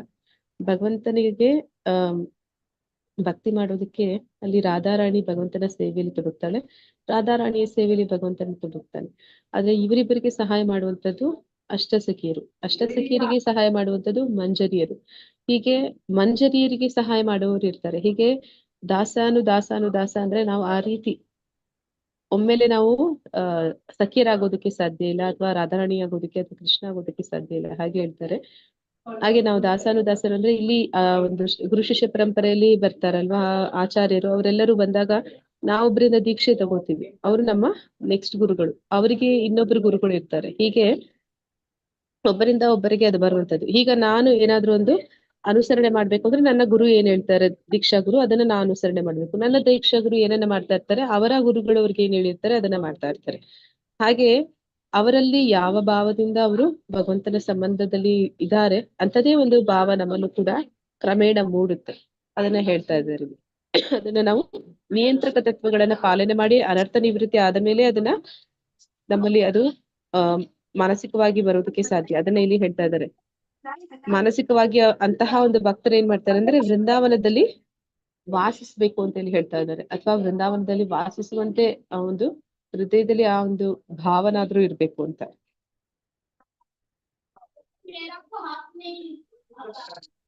ಶ್ರೀ ಕೃಷ್ಣ. ಮೇಲೆ ಹೊಟ್ಟೈತೆ ಮಾತಾಜಿ, ಮೇಲೆ ಹೊಟ್ಟೈತೆ ಮಾತಾಜಿ, ಕೆಳಗಡೆ ಬರ್ಬೇಕಿನ್ನು. ಆಯ್ತಲ್ಲ ಮಾತಾಜಿ, ಇದು ಹೇಳಿದ್ನಲ್ಲ ಇಲ್ಲ ಮಾತಾಜಿ, ಇದು ಪ್ರಭು ಸೇವೆಕಾಯ ನಿರ್ದಿಷ್ಟ ಭಕ್ತರೊಬ್ಬನ ಹೆಜ್ಜೆ ಜಾಡಿನಲ್ಲಿ ನಡೆಯುವುದನ್ನು ಕುರಿತು ಚಿಂತಿಸುತ್ತಿರಬೇಕಾಯ್ತಲ್ವಾ ಇದು? ಮೇಲ್ಕಾಕಿ ಮೇಲೆ ಮಾಡಿ ಮಾತಾಜಿ, ಮೇಲೆ ಮಾತಾಡಿ, ಇನ್ನ ಮೇಲೆ ಮಾಡು. ಕೃಷ್ಣ ಪ್ರಜ್ಞೆಯಲ್ಲಿ ವಾಸ್ತವವಾಗಿ ಓದಿ ಪ್ರಭು. ಹರೇ ಕೃಷ್ಣ. ಕೃಷ್ಣ ಪ್ರಜ್ಞೆಯಲ್ಲಿ ವಾಸ್ತವವಾಗಿ ಮುಂದುವರೆದಿದ್ದು ಸದಾ ಭಕ್ತಿಯ ನಿರತನಾದ ವ್ಯಕ್ತಿಯು ಸಿದ್ಧಿಗಳಿಸಿದ್ದಾಗಿಯೂ ತನ್ನನ್ನು ಪ್ರದರ್ಶನಕ್ಕಿಟ್ಟುಕೊಳ್ಳಬಾರದು. ತನ್ನ ಐಹಿಕ ದೇಹವಿರುವ ತನಕ ಸದಾ ಪ್ರಾರಂಭಿಕ ಭಕ್ತನಂತೆಯೇ ನಡೆಯುವುದನ್ನು ಮುಂದುವರಿಸಬೇಕು. ನಿಯಂತ್ರಕ ತತ್ವಗಳನುಸಾರ ನಡೆಯುವ ಭಕ್ತಿ ಸೇವಾ ಕಾರ್ಯಗಳನ್ನು ಶುದ್ಧ ಭಕ್ತನು ಕೂಡ ಅನುಸರಿಸಬೇಕು. ಆದರೆ ಪ್ರಭುವಿನೊಡನೆ ಅವನಿಗಿರುವ ನಿಜವಾದ ನಂಟಿನ ಸ್ಥಾನವನ್ನು ಅರಿತುಕೊಂಡಾಗ ಅವನ ನಿಯತ ಸೇವೆಯನ್ನು ಮುಂದುವರಿಸುವುದರ ಜೊತೆಗೆ ಈ ಕಾರ್ಯದಲ್ಲಿರುವ ಪ್ರಭುವಿನ ನಿರ್ದಿಷ್ಟ ಸಂಗಾತಿಯೊಬ್ಬನ ಮಾರ್ಗದರ್ಶನ ತನ್ನಲ್ಲಿಯೇ ಪ್ರಭುವನ್ನು ಕುರಿತು ಚಿಂತಿಸಬಹುದು. ಆ ಸಂಗಾತಿಯನ್ನು ಅನುಸರಿಸುವ ಮೂಲಕ ತನ್ನ ಪಾರಮಾರ್ಥಿಕ ಭಾವನೆಗಳನ್ನು ಬಲಪಡಿಸಿಕೊಳ್ಳಬಹುದು. ಹರೇ ಕೃಷ್ಣ ಮಾತಾಜಿ. ಹರೇ ಕೃಷ್ಣ. ಹರೇ ಕೃಷ್ಣ ಮಾತಾಜಿ. ಇಲ್ಲಿ ಕೃಷ್ಣ ಪ್ರಜ್ಞೆಯಲ್ಲಿ ವಾಸ್ತವವಾಗಿ ಮುಂದುವರೆದಿದ್ದು ಸದಾ ಭಕ್ತಿ ಸೇವೆಯಲ್ಲಿ ನಿರತನಾದ ವ್ಯಕ್ತಿಯು ಸಿದ್ಧಿಗಳಿಸಿದಾಗಿಯೂ ತನ್ನನ್ನು ಪ್ರದರ್ಶನಕ್ಕೆ ಇಟ್ಟುಕೊಳ್ಳಬಹುದು. ಅಂದ್ರೆ ಯಾರು ನಿಜವಾಗ್ಲೂ ಆ ರೀತಿ ಭಗವಂತನ ಆ ಒಂದು ಪ್ರೇಮವನ್ನ ಗಳಿಸಿದ್ದಾರೆ, ಆ ಪ್ರೇಮದ ಹಂತಕ್ಕೆ ಹೋಗಿದ್ದಾರೆ, ಅವ್ರು ಯಾರು ಈ ಸಹಜೀಯರ ಹಾಗೆ ತೋರ್ಪಡಿಸ್ಕೊಳ್ಳೋದಿಲ್ಲ. ಅವರಲ್ಲಿ ಎಲ್ಲ ಒಂದು ಭಾವೋದ್ರೇಕಗಳು ಆಗ್ತಾ ಇರುತ್ತೆ. ಆದ್ರೆ ಅದನ್ನ ಅವರು ತಮ್ಮ ಒಂದು ಏನಂತ ಹೇಳ್ತಾರೆ, ಕಂಟ್ರೋಲ್ ಅಲ್ಲಿ ಇಟ್ಕೊಂಡಿರ್ತಾರೆ, ಯಾರ ಮುಂದೆ ಕೂಡ ಅದನ್ನ ಪ್ರದರ್ಶನ ಮಾಡೋದಿಲ್ಲ. ಅದಕ್ಕೆ ಉದಾಹರಣೆಗೆ ನಾವು ನೋಡ್ತೀವಿ, ಚೈತನ್ಯ ಮಹಾಪ್ರಭುಗಳು ಕೂಡ ಆ ರೀತಿ ಮಾಡ್ತಾರೆ. ಅವರು ಕೂಡ ಯಾರ ಮುಂದೆ ಕೂಡ ಅವರ ಒಂದು ಭಾವೋದ್ರೇಕತೆ ಏನಿರುತ್ತೆ ಅದನ್ನ ಅವ್ರು ತೋರ್ಪಡಿಸ್ಕೊಡೋದಿಲ್ಲ. ಇಲ್ಲಿ ನಾವು ನೋಡ್ತೀವಿ ಈ ಒಂದು ಆಚಾರ್ಯರ ಒಂದು ಗುರು ಶಿಷ್ಯ ಪರಂಪರೆಯಲ್ಲಿ ಬರುವಂತಹ ಆಚಾರ್ಯರಲ್ಲಿ ನಾವು ಕಾಣುವಂಥದ್ದು ಶ್ರೀನಿವಾಸ ಆಚಾರ್ಯರು. ಅವರ ಒಂದು ಶಿಷ್ಯ ಬಂದು ರಾಮಚಂದ್ರ ಅಂತ. ಇವರು ಕೂಡ ಮಂಜರಿಗಳಾಗಿರ್ತಾರೆ. ಶ್ರೀನಿವಾಸ ಆಚಾರ್ಯರು ಒಮ್ಮೆ ದೇವಸ್ಥಾನದಲ್ಲಿ ಕೂತಾಗ ಅವರು ಧ್ಯಾನ ಮಗ್ನರಾಗ್ಬಿಡ್ತಾರೆ. ಅದು ಎಷ್ಟರ ಮಟ್ಟಿಗೆ ಧ್ಯಾನದಲ್ಲಿ ಅಂದ್ರೆ ಇದನ್ನ ಏನಂತ ಹೇಳ್ತಾರೆ, ಸಮಾಧಿ ಸ್ಥಿತಿ ಅಂತ ಕರಿತೀವಲ್ಲ, ಅಲ್ಲಿ ತುರ್ಯಾವಸ್ಥೆಗೆ ಹೊರಟೋಗಿದ್ದಾರೆ. ಆ ಸಮಯದಲ್ಲಿ ಅವ್ರ ಉಸಿರಾಟ ಕೂಡ ಆಡ್ತಿಲ್ಲ, ಮತ್ತೆ ಅವರ ದೇಹದಲ್ಲಿ ಯಾವುದೇ ಚಲನವಲನಗಳು ಇಲ್ಲ. ಅದನ್ನ ನೋಡಿ ಎಲ್ಲರೂ ಹೆದರ್ಕೊಂಡು ಇವರು ಪ್ರಾಣತ್ಯಾಗ ಹೋಗಿದ್ದಾರೆ ಅಂತ ಹೇಳಿ ಎಲ್ಲರೂ ಜನ ಎಲ್ಲ ಗಲಾಟೆ ಗದ್ದಲ ಶುರುವಾಗುತ್ತೆ. ಅಲ್ಲಿಗೆ ಅವರ ಶಿಷ್ಯ ರಾಮಚಂದ್ರ ಬರ್ತಾರೆ. ರಾಮಚಂದ್ರರು ಬಂದು ಅವರು ಕೂಡ ಅಂದ್ರೆ ಅವರು ಕೂಡ ಒಂದು ಆಸನ ಭಂಗಿ ಹಾಕೊಂಡು ಕೂತ್ಕೊಂಡು ಧ್ಯಾನ ಮಗ್ನರಾಗ್ತಾರೆ. ಇವರು ಕೂಡ ಸ್ವಲ್ಪ ಸಮಯ ಅದೇ ರೀತಿ ಸಮಾಧಿ ಸ್ಥಿತಿಗೆ ಹೊರಟೋಗ್ತಾರೆ. ಅಂದ್ರೆ ಅವ್ರ ಗುರುಗಳನ್ನ ಹುಡ್ಕೊಂಡು ಹೋಗಿರ್ತಾರೆ ಎಲ್ಲಿದ್ದಾರೆ ಅಂತ. ಅವ್ರ ಗುರುಗಳು ಏನ್ ಮಾಡ್ತಾ ಇರ್ತಾರೆ ಅಂದ್ರೆ, ಅಲ್ಲಿ ವೃಂದಾವನದಲ್ಲಿ ಅಂದ್ರೆ ಗೋಲೋಕ ವೃಂದಾವನದಲ್ಲಿ ರಾಧಾರಾಣಿಯ ಒಂದು ಉಂಗುರ ಕಳೆದೋಗಿದೆ. ಅದನ್ನ ಶ್ರೀನಿವಾಸಾಚಾರ್ಯರು ಮಂಜರಿ ಅಂತಂದ್ರೆ ಇಲ್ಲಿ ಸಖಿಯ ಸಖಿ ಅಂದ್ರೆ ಅವರೆಲ್ಲರೂ ಕೂಡ ಏನಂತ ಹೇಳ್ತಾರೆ, ಹೆಂಗಸರ ಹಾಗೆ ಬಟ್ಟೆನ ತೊಟ್ಟಿರ್ತಾರೆ, ಸೀರೆ ಉಟ್ಟಿರ್ತಾರೆ. ಮತ್ತೆ ಆ ಸೀರೆ ಉಟ್ಕೊಂಡು ಅವರು ಅಲ್ಲಿ ಆ ಒಂದು ಉಂಗುರವನ್ನ ಹುಡುಕ್ತಿರ್ತಾರೆ. ಅಲ್ಲಿಗೆ ಶ್ರೀನಿವಾಸಾಚಾರ್ಯರು ಕೂಡ ಹೋಗ್ತಾರೆ. ಅವರು ಕೂಡ ಅಲ್ಲಿ ಮಂಜರಿ ಅಂದ್ರೆ ಅವರ ಗುರುವಿನ ಸೇವಕರು. ಅವರು ಕೂಡ ಅಲ್ಲಿ ಹೆಂಗಸಿನ ಹಾಗೆ ಬಟ್ಟೆನ ತೊಟ್ಟಿರ್ತಾರೆ. ಮತ್ತೆ ಆ ಒಂದು ಉಂಗುರ ಕೊನೆಗೆ ಶ್ರೀನಿವಾಸಾಚಾರ್ಯರಿಗೆ ಸಿಗುತ್ತೆ, ರಾಮಚಂದ್ರರಿಗೆ ಸಿಗುತ್ತೆ. ರಾಮಚಂದ್ರರು ಅದನ್ನ ಶ್ರೀನಿವಾಸಾಚಾರ್ಯರು ಅವರ ಗುರುಗಳಿಗೆ ಕೊಡ್ತಾರೆ. ಆದ್ರೆ ಅವರೆಲ್ಲರೂ ಕೂಡ ಹೆಂಗಸರ ಹಾಗೆ ಗೋಪಿಯರ ಹಾಗಿದ್ದಾರೆ. ಮತ್ತೆ ಅವ್ರು ಏನ್ ಮಾಡ್ತಾರೆ, ಅದನ್ನ ಅವರ ಒಂದು ಸಖಿ ಕೊನೆಗೆ ಆ ಸಖಿ ಹೋಗಿ ರಾಧಾರಾಣಿಗೆ ಕೊಡ್ತಾರೆ. ಕೊನೆಗೆ ರಾಧಾರಾಣಿಗೆ ಸಂತೋಷ ಆಗಿ ಏನ್ ಮಾಡ್ತಾರೆ, ಅಲ್ಲಿದ್ದಂತಹ ಒಂದು ಏನಂತ ಹೇಳ್ತಾರೆ, ತಾಂಬೂಲ ಪಾನ್ ಅಂತ ಹೇಳ್ತಾರಲ್ಲ, ಅದನ್ನ ಅವರು ಗಿಫ್ಟ್ ಆಗಿ ಅವ್ರಿಗೆ ಕೊಡ್ತಾರೆ, ರಾಮಚಂದ್ರರಿಗೆ ಮತ್ತೆ ಶ್ರೀನಿವಾಸಾಚಾರ್ಯರಿಗೆ. ಅದನ್ನ ತಗೊಂಡು ಅವ್ರು ಏನ್ ಮಾಡ್ತಾರೆ, ವಾಪಸ್ ಮತ್ತೆ ಬರ್ತಾರೆ, ಅಂದ್ರೆ ಲೌಕಿಕ ಇದಕ್ಕೆ ಬರ್ತಾರೆ, ಪ್ರಜ್ಞೆಗೆ ಬರ್ತಾರೆ. ಆಗ ಅಲ್ಲಿದ್ದವ್ರಿಗೆ ಎಲ್ಲರಿಗೂ ಕೂಡ ಆ ಒಂದು ಗೋಲೋಕ ವೃಂದಾವನದಲ್ಲಿ ಅದು ಯಾವಾಗ್ಲೂ ಕೂಡ ಸುಗಂಧ ಭರಿತವಾಗಿರುತ್ತೆ. ಈ ಪಾನ್ ಕೂಡ ಅವರ ಸೀರೆಯಲ್ಲಿ ಅವ್ರು ಕಟ್ಟಿ ತಗೊಂಡ್ ಬಂದಿರ್ತಾರೆ. ಆದ್ರೆ ಈಗ ಅವ್ರು ಹಾಕೊಂಡಿರುವಂತದ್ದು ಪಂಚೆ ಹಾಕೊಂಡಿದ್ದಾರೆ, ಗಂಡಸರ ರೂಪದಲ್ಲಿದ್ದಾರೆ. ಆದ್ರೆ ಅವರ ಒಂದು ದೇಹದಿಂದ ಆ ಒಂದು ಪಾನ್ ನ ಸ್ಮೆಲ್ ಬರ್ತಿರುತ್ತೆ. ಮತ್ತೆ ಎಲ್ಲರೂ ಕೂಡ ಅವರನ್ನ ನೋಡಿದ ಕೂಡ್ಲೆ ಭಾವೋದ್ರೇಕ ಆಗ್ತಾರೆ. ಭಾವೋದ್ರೇಕ ಅಂತಂದ್ರೆ ಆ ಒಂದು ಭಾವ ಅನ್ನುವಂಥದ್ದು ಎಲ್ಲರಲ್ಲೂ ನೋಡಿದವ್ರಿಗೆಲ್ಲ ಆಗುತ್ತೆ. ಆಗ ಅವರೆಲ್ಲರೂ ಕೂಡ ಕೂಡಲೇ ಎದ್ದು ಭಗವಂತನ ಹರೇ ಕೃಷ್ಣ ಮಹಾಮಂತ್ರವನ್ನ ಅವರು ಜಪ ಮಾಡ್ತಾರೆ, ಸಂಕೀರ್ತನೆ ಮಾಡ್ತಾರೆ. ಅಂದ್ರೆ ಇದೆಲ್ಲವೂ ಕೂಡ ಒಂದು ರಾಗಾನುಗ ಭಕ್ತಿ ಹೇಗೆ ಅದು ಒಬ್ಬ ಆಚಾರ್ಯನನ್ನ ತನ್ನ ಶಿಷ್ಯ ಹೇಗೆ ಅದನ್ನ ಅನುಸರಣೆ ಮಾಡ್ತಾನೆ ಅನ್ನುವಂಥದ್ದು ಅದನ್ನೇ ಇಲ್ಲಿ ಹೇಳ್ತಾ ಇದ್ದಾರೆ. ಕೃಷ್ಣ ಪ್ರಜ್ಞೆಯಲ್ಲಿ ವಾಸ್ತವವಾಗಿ ಮುಂದುವರಿದಿದ್ದು ಸದಾ ಭಕ್ತಿ ಸೇವೆಯಲ್ಲಿ ನಿರತನಾದ ವ್ಯಕ್ತಿಯು ಸಿದ್ಧಿ ಗಳಿಸಿದ್ದಾಗಿಯೂ ತನ್ನನ್ನು ಪ್ರದರ್ಶನಕ್ಕೆ ಇಟ್ಟುಕೊಳ್ಳಬಾರದು. ಅಂದ್ರೆ ಅವರು ಸಾಧಾರಣವಾಗಿ ಅವರ ಒಂದು ಈ ನೆಲೆ ಪ್ರೇಮದ ಹಂತವನ್ನ ಅವ್ರು ಏನ್ ಪಡೆದಿದ್ದಾರೆ ಅದನ್ನ ಅವ್ರು ಯಾರಿಗೂ ತೋರ್ಪಡಿಸ್ಕೊಳ್ಳೋಕೆ ಹೋಗೋದಿಲ್ಲ. ತನ್ನ ಐಹಿಕ ದೇಹವಿರುವ ತನಕ ಸದಾ ಪ್ರಾರಂಭಿಕ ಭಕ್ತನಂತೆ ನಡೆಯುವುದು ಮುಂದುವರಿಸಬೇಕು. ಅಂದ್ರೆ ಸದಾ ಆರಂಭ ಭಕ್ತರು ಹೇಗಿದ್ದಾರೆ, ಈ ಸಾಧನ ಭಕ್ತಿ ಮಾಡುವಂತವ್ರು ಅವರ ಹಾಗೆಯೇ ಅವರು ಕೂಡ ಎಲ್ಲ ಕಾರ್ಯಗಳಲ್ಲಿ ತೊಡಗಿರ್ತಾರೆ. ನಿಯಂತ್ರಕ ತತ್ವಗಳ ಅನುಸಾರ ನಡೆಯುವ ಭಕ್ತಿ ಸೇವಾ ಕಾರ್ಯಗಳನ್ನು ಶುದ್ಧ ಭಕ್ತರು ಕೂಡ ಅನುಸರಿಸಬೇಕು. ಅಂದ್ರೆ ಯಾರು ಆ ಒಂದು ಸಿದ್ಧಿಯನ್ನ ಗಳಿಸಿರುವುದಂದ್ರೆ ಆ ಪ್ರೇಮವನ್ನ, ಭಗವಂತನ ಪ್ರೇಮವನ್ನ ಪಡೆದಿದ್ದಾನೆ, ಅವನು ಕೂಡ ಯಾವಾಗ್ಲೂ ಈ ಒಂದು ನಿಯಂತ್ರಕ ತತ್ವಗಳನ್ನ ಪಾಲನೆ ಮಾಡುವಂತದ್ದು. ಮತ್ತೆ ಸಾಧಾರಣ ಪ್ರಾರಂಭಿಕ ಭಕ್ತರು ಹೇಗೆ ಆಚರಣೆ ಮಾಡುತ್ತಾರೆ ಅದೇ ರೀತಿಯಲ್ಲಿ ಅವನು ಕೂಡ ಭೌತಿಕ ಜಗತ್ತಿನಲ್ಲಿ ಇರ್ತಾನೆ ಅಂತ ಇಲ್ಲಿ ಹೇಳ್ತಾ ಇದ್ದಾರೆ. ಆದರೆ ಪ್ರಭುವಿನೊಡನೆ ಅವನಿಗಿರುವ ನಿಜವಾದ ನಂಟಿನ ಸ್ಥಾನವನ್ನು ಅರಿತುಕೊಂಡಾಗ ಅವನು ನಿಯತ ಸೇವೆಯನ್ನು ಮುಂದುವರಿಸುವುದರ ಜೊತೆಗೆ, ಅಂದ್ರೆ ಅವನು ಏನ್ ಮಾಡ್ತಾ ಇದ್ದ ಅದನ್ನ ಹಾಗೆ ಮುಂದುವರಿಸ್ತಾ ಇದ್ದಾನೆ. ಯಾರ ಮುಂದೆ ತಾನು ಮುಂದುವರಿದ ಭಕ್ತ ಅಂತ ತೋರಿಸ್ಕೊಳ್ತಿಲ್ಲ. ಮತ್ತೆ ಈ ಕಾರ್ಯದಲ್ಲಿರುವ ಪ್ರಭುವಿನ ನಿರ್ದಿಷ್ಟ ಸಂಗಾತಿಯೊಬ್ಬನ, ಅಂದ್ರೆ ನಾ ಆಗ್ಲೇ ಹೇಳಿದಾಗೆ ಶ್ರೀನಿವಾಸಾಚಾರ್ಯರನ್ನ ಯಾರು ಮಾರ್ಗದರ್ಶನದಲ್ಲಿ ಈ ರಾಮಚಂದ್ರ ಅವರು ಹೇಗೆ ತನ್ನಲ್ಲೇ ಪ್ರಭುವಿನ ಕುರಿತು ಚಿಂತಿಸಬಹುದು, ಅಂದ್ರೆ ಅವರ ಒಂದು ಹೆಜ್ಜೆ ಜಾಡಿನಲ್ಲಿ ಹೋಗುವಂಥದ್ದು. ಅವ್ರು ಹೇಗೆ ಭಗವಂತನ ಒಂದು ಪ್ರೇಮವನ್ನ ಗಳಿಸಿದ್ರು ಅದೇ ರೀತಿ ಆ ಶಿಷ್ಯನು ಕೂಡ ತನ್ನ ಗುರುವಿನ ಹಾಗೆ ಭಗವಂತನ ಪ್ರೇಮವನ್ನ ಗಳಿಸುವ ಪ್ರಯತ್ನ ಮಾಡುವಂಥದ್ದು. ಆ ಸಂಗಾತಿಯನ್ನು ಅನುಸರಿಸುವ ಮೂಲಕ ತನ್ನ ಪಾರಮಾರ್ಥಿಕ ಭಾವನೆಗಳನ್ನು ಬಲಪಡಿಸಿಕೊಳ್ಳಬಹುದು ಅಂತ ಇಲ್ಲಿ ಹೇಳ್ತಾ ಇದ್ದಾರೆ. ಹರೇ ಕೃಷ್ಣ. ಮುಂದುವರಿಸಿ ಯಾರಾದ್ರು. ಹರೇ ಕೃಷ್ಣ. ಈ ಸಂಬಂಧದಲ್ಲಿ ಸಿದ್ಧ ಪ್ರಣಾಳಿ ಎಂದು ಯಾವುದನ್ನು ಕರೆಯುತ್ತಾರೋ ಅದರ ವಿಷಯದಲ್ಲಿ ನಾವು ಜಾಗರೂಕರಾಗಿರಬೇಕು. ನಮ್ಮದೇ ಆದ ಭಕ್ತಿ ಸೇವೆಯ ಮಾರ್ಗವನ್ನು ಸೃಷ್ಟಿಸಿಕೊಂಡಿರುವ ಪ್ರಾಮಾಣೀಕೃತರಲ್ಲದ ಒಂದು ವರ್ಗದ ಜನರು ಈ ಸಿದ್ಧ ಪ್ರಣಾಳಿ ಪ್ರಕ್ರಿಯೆಯನ್ನು ಅನುಸರಿಸುತ್ತಾರೆ. ತಾವು ಪ್ರಭುವಿನ ನಿಕಟ ಸಂಗಾತಿಗಳೇಂದು ಭಾವಿಸಿದ ಮಾತ್ರಕ್ಕೆ ಹಾಗಾಗಿ ಬಿಟ್ಟಿರುವುದಾಗಿ ಈ ಜನ ಕಲ್ಪಿಸಿಕೊಳ್ಳುತ್ತಾರೆ. ಈ ಬಾಹ್ಯಾಚರಣೆಯು ನಿಯಂತ್ರಕ ತತ್ವಗಳು ಹೇಳುವಂತೆ ಇಲ್ಲ. ಸಿದ್ಧ ಪ್ರಣಾಳಿ ಎಂದು ಕರೆಸಿಕೊಳ್ಳುವ ಪ್ರಕ್ರಿಯೆಯನ್ನು ಪ್ರಾಕೃತ ಸಹಜೀಯ ಅಥವಾ ವೈಷ್ಣವರು ಎಂದು ಹುಸಿಯಾಗಿ ಕರೆಸಿಕೊಳ್ಳುವಂತ ಪಂಥದ ಜನ ಅನುಸರಿಸುತ್ತಾರೆ. ರೂಪ ಗೋಸ್ವಾಮಿ ಅವರು ಅಭಿಮತದಲ್ಲಿ ಇಂತಹ ಚಟುವಟಿಕೆಗಳು ಭಕ್ತಿ ಸೇವೆಯ ಒಪ್ಪಿದ ವಿಧಾನಕ್ಕೆ ಭಂಗ. ಕೃಷ್ಣನಲ್ಲಿ ಸಹಜ ಪ್ರೇಮವನ್ನು ಸಾಕು ವರ್ಧಿಸಿಕೊಂಡ ಪ್ರಭುಜಿ. ಹರೇ ಕೃಷ್ಣ. ಹರೇ ಕೃಷ್ಣ ಪ್ರಭುಜಿ. ಇಲ್ಲಿ ಹೇಳ್ತಾ ಇರುವಂತದ್ದು ಒಂದು ಪ್ರಾಕೃತ ಸಹಜೀಯರು ಅಂತಂದ್ರೆ ಅವರು ಯಾವುದೇ ನಿಯಂತ್ರಕ ತತ್ವಗಳ ಪಾಲನೆ ಮಾಡೋದಿಲ್ಲ. ಅವರ ಅನರ್ಥಗಳು ಕೂಡ ನಿವೃತ್ತಿಯಾಗುವುದಿಲ್ಲ.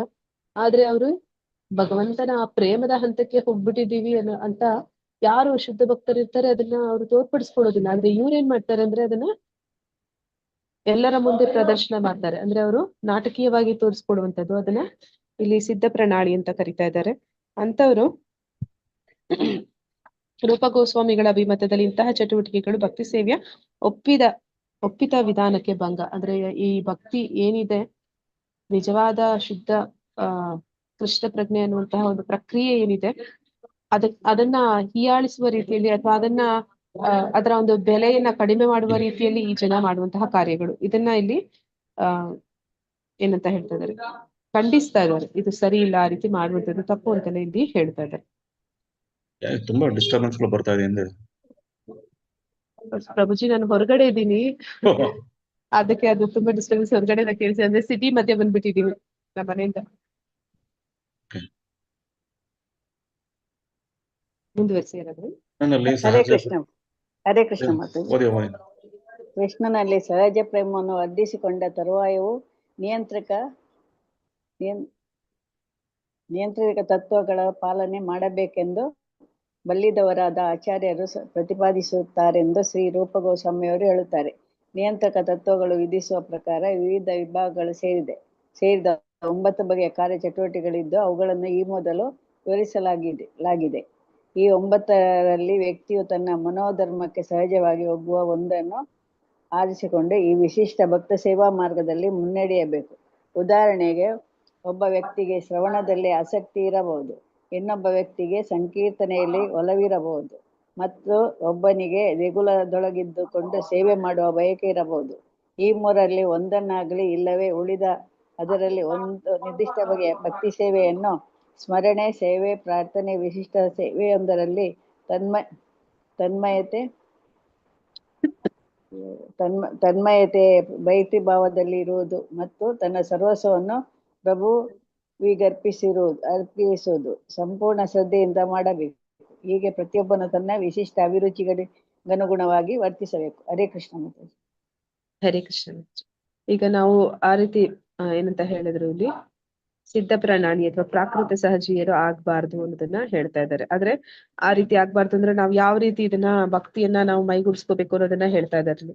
ಕೃಷ್ಣನಲ್ಲಿ ಸಹಜ ಪ್ರೇಮವನ್ನು ವರ್ಧಿಸಿಕೊಂಡ ತರುವಾಯವು ಅಂದ್ರೆ ನಿಜವಾಗ್ಲೂ ಕೂಡ ನಿಮ್ಗೆ ಭಗವಂತನ ಪ್ರೇಮ ಸಿಗುವ ಹಂತ ಅದು ತುಂಬಾ ಕಠಿಣವಾದದ್ದು. ಅದು ಎಲ್ಲರಿಗೂ ಅಷ್ಟು ಸುಲಭವಾಗಿ ದಕ್ಕುವಂತದ್ದಲ್ಲ. ಆದ್ರೆ ಒಂದು ವೇಳೆ ನಿಮ್ಗೆ ಅದು ಸಿಕ್ಕಿದಾಗ್ಲೂ ಕೂಡ ನೀವು ನಿಯಂತ್ರಕ ತತ್ವಗಳ ಪಾಲನೆಯಲ್ಲಿ ಮುಂದುವರಿಬೇಕು.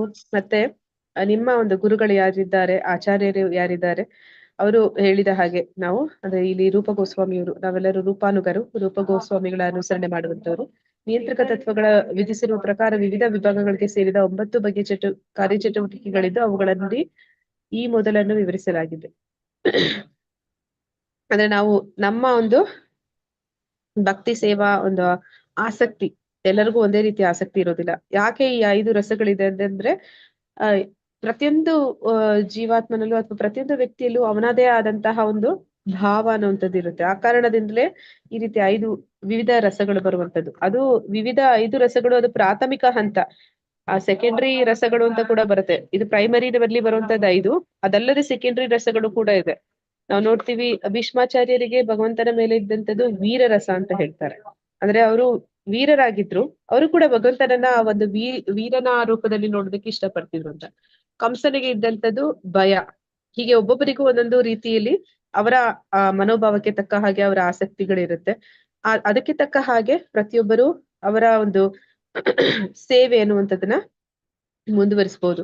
ಅಂದ್ರೆ ಇಲ್ಲಿ ನಮಗೆ ನವವಿಧ ಭಕ್ತಿ ಬಗ್ಗೆ ಹೇಳ್ತಾರೆ. ಅದರಲ್ಲೂ ಕೂಡ ಕೆಲವರಿಗೆ ಭಗವಂತನ ವಿಚಾರವನ್ನ ಕೇಳುವ ಆಸಕ್ತಿ ಇದೆ, ಕೆಲವರಿಗೆ ಹೇಳುವ ಆಸಕ್ತಿ ಇರುತ್ತೆ.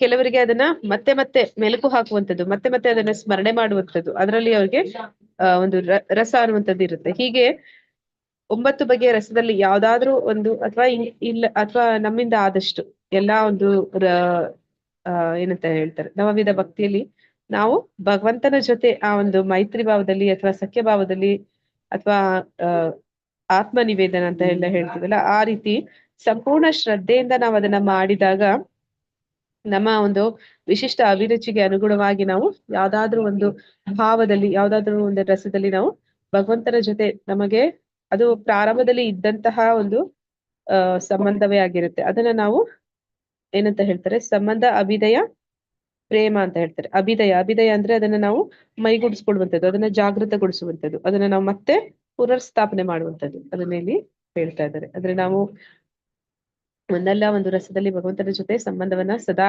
ಹೊಂದಿದ್ವಿ, ಈಗ ಮರ್ತಿದೀವಿ. ಆದ್ರೆ ಅದನ್ನ ನಾವು ವೈದಿ ಭಕ್ತಿಯ ಮೂಲಕ ನಾವು ಅದನ್ನ ಮತ್ತೆ ಪಡಿತೀವಿ. ಆದ್ರೆ ಪ್ರೇಮದ ಹಂತಕ್ಕೆ ಹೋಗ್ಬಿಟ್ರು ಕೂಡ ಆಯ್ತು, ಪ್ರೇಮದ ಹಂತಕ್ಕೆ ಬಂದ್ಬಿಟ್ಟೆ ಅಂತ ಹೇಳಿ ನಾನು ಎಲ್ಲರ ಮುಂದೆ ಅದನ್ನ ತೋರ್ಪಡಿಸ್ಕೊಳ್ಳುವಂಥದ್ದನ್ನ, ಅಥವಾ ನನ್ನ ನಿಯಂತ್ರಕ ತತ್ವಗಳು ಪ್ರಾಥಮಿಕ ವೈದಿ ಭಕ್ತಿ ಪ್ರಾಥಮಿಕ ಹಂತ, ಅದನ್ನ ನಾನು ಬಿಡುವಂತನೂ ಇಲ್ಲ. ಅದನ್ನ ಸಾಧಾರಣ ಭಕ್ತರ ಹಾಗೆ ಗುರುವಿನ ಶಿಷ್ಯನಾಗಿ ನಾವು ಅದನ್ನ ಅನುಸರಣೆ ಮಾಡ್ತಾನೆ ಹೋಗ್ಬೇಕು, ಅದನ್ನ ನಾವು ಮುಂದುವರಿಸ್ತಾನೆ ಹೋಗ್ಬೇಕು. ಮತ್ತೆ ನಮ್ಮಲ್ಲಿ ಅದು ಆಟೋಮೆಟಿಕ್ ಆಗಿ ಈ ಒಂದು ಯಾವ್ದಾದ್ರು ನವವಿಧ ಭಕ್ತಿಯಲ್ಲಿ ಯಾವ್ದಾದ್ರು ಒಂದು ವಿಷಯದಲ್ಲಿ ನಮಗೆ ಆಸಕ್ತಿ ಇರುತ್ತೆ, ಆ ಮೂಲಕ ನಾವು ನಮ್ಮ ರಸವನ್ನ ಮತ್ತೆ ಆ ಒಂದು ಸಂಬಂಧವನ್ನ ಪುನರ್ಸ್ಥಾಪನೆ ಮಾಡೋದಕ್ಕೆ ಸಾಧ್ಯ ಆಗುತ್ತೆ ಅನ್ನೋದರಲ್ಲಿ ಹೇಳ್ತಾ ಇದ್ದಾರೆ. ಇದು ಸರಿಯಾದ ಮಾರ್ಗ, ಇದು ಕೃಷ್ಣ ಪ್ರಜ್ಞೆಯ ಸರಿಯಾದ ಪ್ರಕ್ರಿಯೆ, ಪ್ರಾಸೆಸ್. ಆ ರೀತಿ ಮಾಡದಿರಾ ನಾವು ನೇರವಾಗಿ ಪ್ರೇಮದ ಹಂತಕ್ಕೆ ಜಿಗಿಲಿಲ್ಲ, ಅಲ್ಲಿ ನಾವು ಹೋಗಿಲ್ಲ, ಸುಮ್ನೆ ಹೋಗಿದ್ದೀವಿ ಅಂತ ಹೇಳ್ಕೊಡುವಂಥದ್ದು ಅದು ತಪ್ಪು ಅಂತ ಇಲ್ಲಿ ಹೇಳ್ತಾ ಇದ್ದಾರೆ. ಹರೇ ಕೃಷ್ಣ ಮಾತಾಜಿ. ಹಾ ಮಾತಾಜಿ. ಕಾಮಾನುಗ ಭಕ್ತಿ ವೃಂದಾವನದ ಗೋಪಿಯರ ಅಥವಾ ದ್ವಾರಕೆಯ ಅರಸಿಯರ ಹೆಜ್ಜೆ ಜಾಡವನ್ನು ಅನುಸರಿಸಿ ಸಲ್ಲಿಸುವ ಭಕ್ತಿ ಸೇವೆಯನ್ನು ಕಾಮಾನುಗ ಭಕ್ತಿ ಎಂದು ಕರೆಯುತ್ತಾರೆ. ಈ ಕಾಮಾನುಗ ಭಕ್ತಿಯನ್ನು 2 ವರ್ಗಗಳಾಗಿ ವಿಂಗಡಿಸಬಹುದು. ಒಂದು ಪರೋಕ್ಷ, ಇನ್ನೊಂದು ಪ್ರತ್ಯಕ್ಷ. ಈ 2 ವರ್ಗಗಳ ವಿಚಾರದಲ್ಲೂ ಗೋಲೋಕ ವೃಂದಾವನದಲ್ಲಿ ಇಂತಹ ಸೇವಾ ಮಗ್ನಳಾಗಿದ್ದ ನಿರ್ದಿಷ್ಟ ಗೋಪಿಯರನ್ನು ಅನುಸರಿಸಿ ನಡೆಯಬೇಕು. ಮಧುರ ಪ್ರೇಮದ ಭಾವದಲ್ಲಿ ದೇವೋತ್ತಮ ಪರಮ ಪುರುಷನೊಂದಿಗೆ ಪ್ರತ್ಯಕ್ಷವಾಗಿ ಒಂದಾಗಿರುವುದನ್ನು ತಾಂತ್ರಿಕ ಪರಿಭಾಷೆಯಲ್ಲಿ ಕೇಲಿ ಎಂದು ಕರೆಯುತ್ತಾರೆ. ಕೇಲಿ ಎಂದರೆ ದೇವೋತ್ತಮ ಪರಮ ಪುರುಷನಲ್ಲಿ ಪ್ರತ್ಯಕ್ಷವಾಗಿ ಒಂದಾಗಿರುವುದೇ ಆಗಿದೆ. ಪರಮ ಪುರುಷನೊಂದಿಗೆ ಇಂತಹ ನೇರ ಸಂಪರ್ಕ ಇಷ್ಟಪಡದ ಭಕ್ತರು ಕೆಲವರಿದ್ದಾರೆ. ಭಗವಂತನು ಗೋಪಿಯರೊಂದಿಗೆ ನಡೆಸುವ ಪ್ರೇಮ ವ್ಯಾಪಾರವನ್ನು ಈ ಜನ ಇಷ್ಟಪಡುತ್ತಾರೆ. ಈ ತರನ ಭಕ್ತರು ಭಗವಂತ ಹಾಗೂ ಗೋಪಿಯರ ನಡುವಣ ಪ್ರೇಮ ವ್ಯವಹಾರಗಳನ್ನು ಕುರಿತು ಕೇಳಿಯೇ ಸಂತೋಷ ಪಡುತ್ತಾರೆ. ಹರೇ ಕೃಷ್ಣ ಮಾತಾಜಿ. ಮುಂದುವರಿಸಿ ಮಾತಾಜಿ. ಮಾತಾಜಿ. ಮಧುರ ಪ್ರೇಮವನ್ನು ಬೆಳೆಸಿಕೊಳ್ಳುವುದು ಭಕ್ತಿ ಸೇವೆಯ ನಿಯಂತ್ರಕ ತತ್ವಗಳನ್ನು ಪಾಲಿಸುವ ವಿಶೇಷವಾಗಿ ದೇಗುಲದಲ್ಲಿ ರಾಧಾಕೃಷ್ಣನ ಪೂಜೆ ಮಾಡುವ ಜನರಿಗೆ ಮಾತ್ರ ಸಾಧ್ಯ. ಇಂತಹ ಭಕ್ತರು ಭಗವದ್ ಮೂರ್ತಿಯಲ್ಲಿ ಕ್ರಮೇಣ ಸಹಜ ಪ್ರೇಮವನ್ನು ರೂಢಿಸಿಕೊಳ್ಳುತ್ತಾರೆ. ಪ್ರಭುವು ಗೋಪಿಯರೊಂದಿಗೆ ನಡೆಸಿದ ಪ್ರೇಮ ವ್ಯವಹಾರಗಳನ್ನು ಕುರಿತ ಕಥಾನಕಗಳ ಶ್ರವಣದ ಮೂಲಕ ಅವರಿಗೆ ಆ ಕ್ರೀಡೆಗಳಲ್ಲಿ ಕ್ರಮೇಣ ಆಕರ್ಷಣೆ ಬೆಳೆಯುತ್ತದೆ. ಈ ಸ್ವಪ್ರೇರಣೆಯ ಆಕರ್ಷಣೆಯು ಮಾಗಿದಂತೆಲ್ಲ ಭಕ್ತರು ಈ ಮೊದಲು ಹೇಳಿದ 2 ವರ್ಗದ ಭಕ್ತಿ ಸೇವಾ ಮಾರ್ಗಗಳಲ್ಲಿ ಒಂದರಲ್ಲಿ ದೃಢವಾಗಿ ನಿಲ್ಲುತ್ತಾರೆ.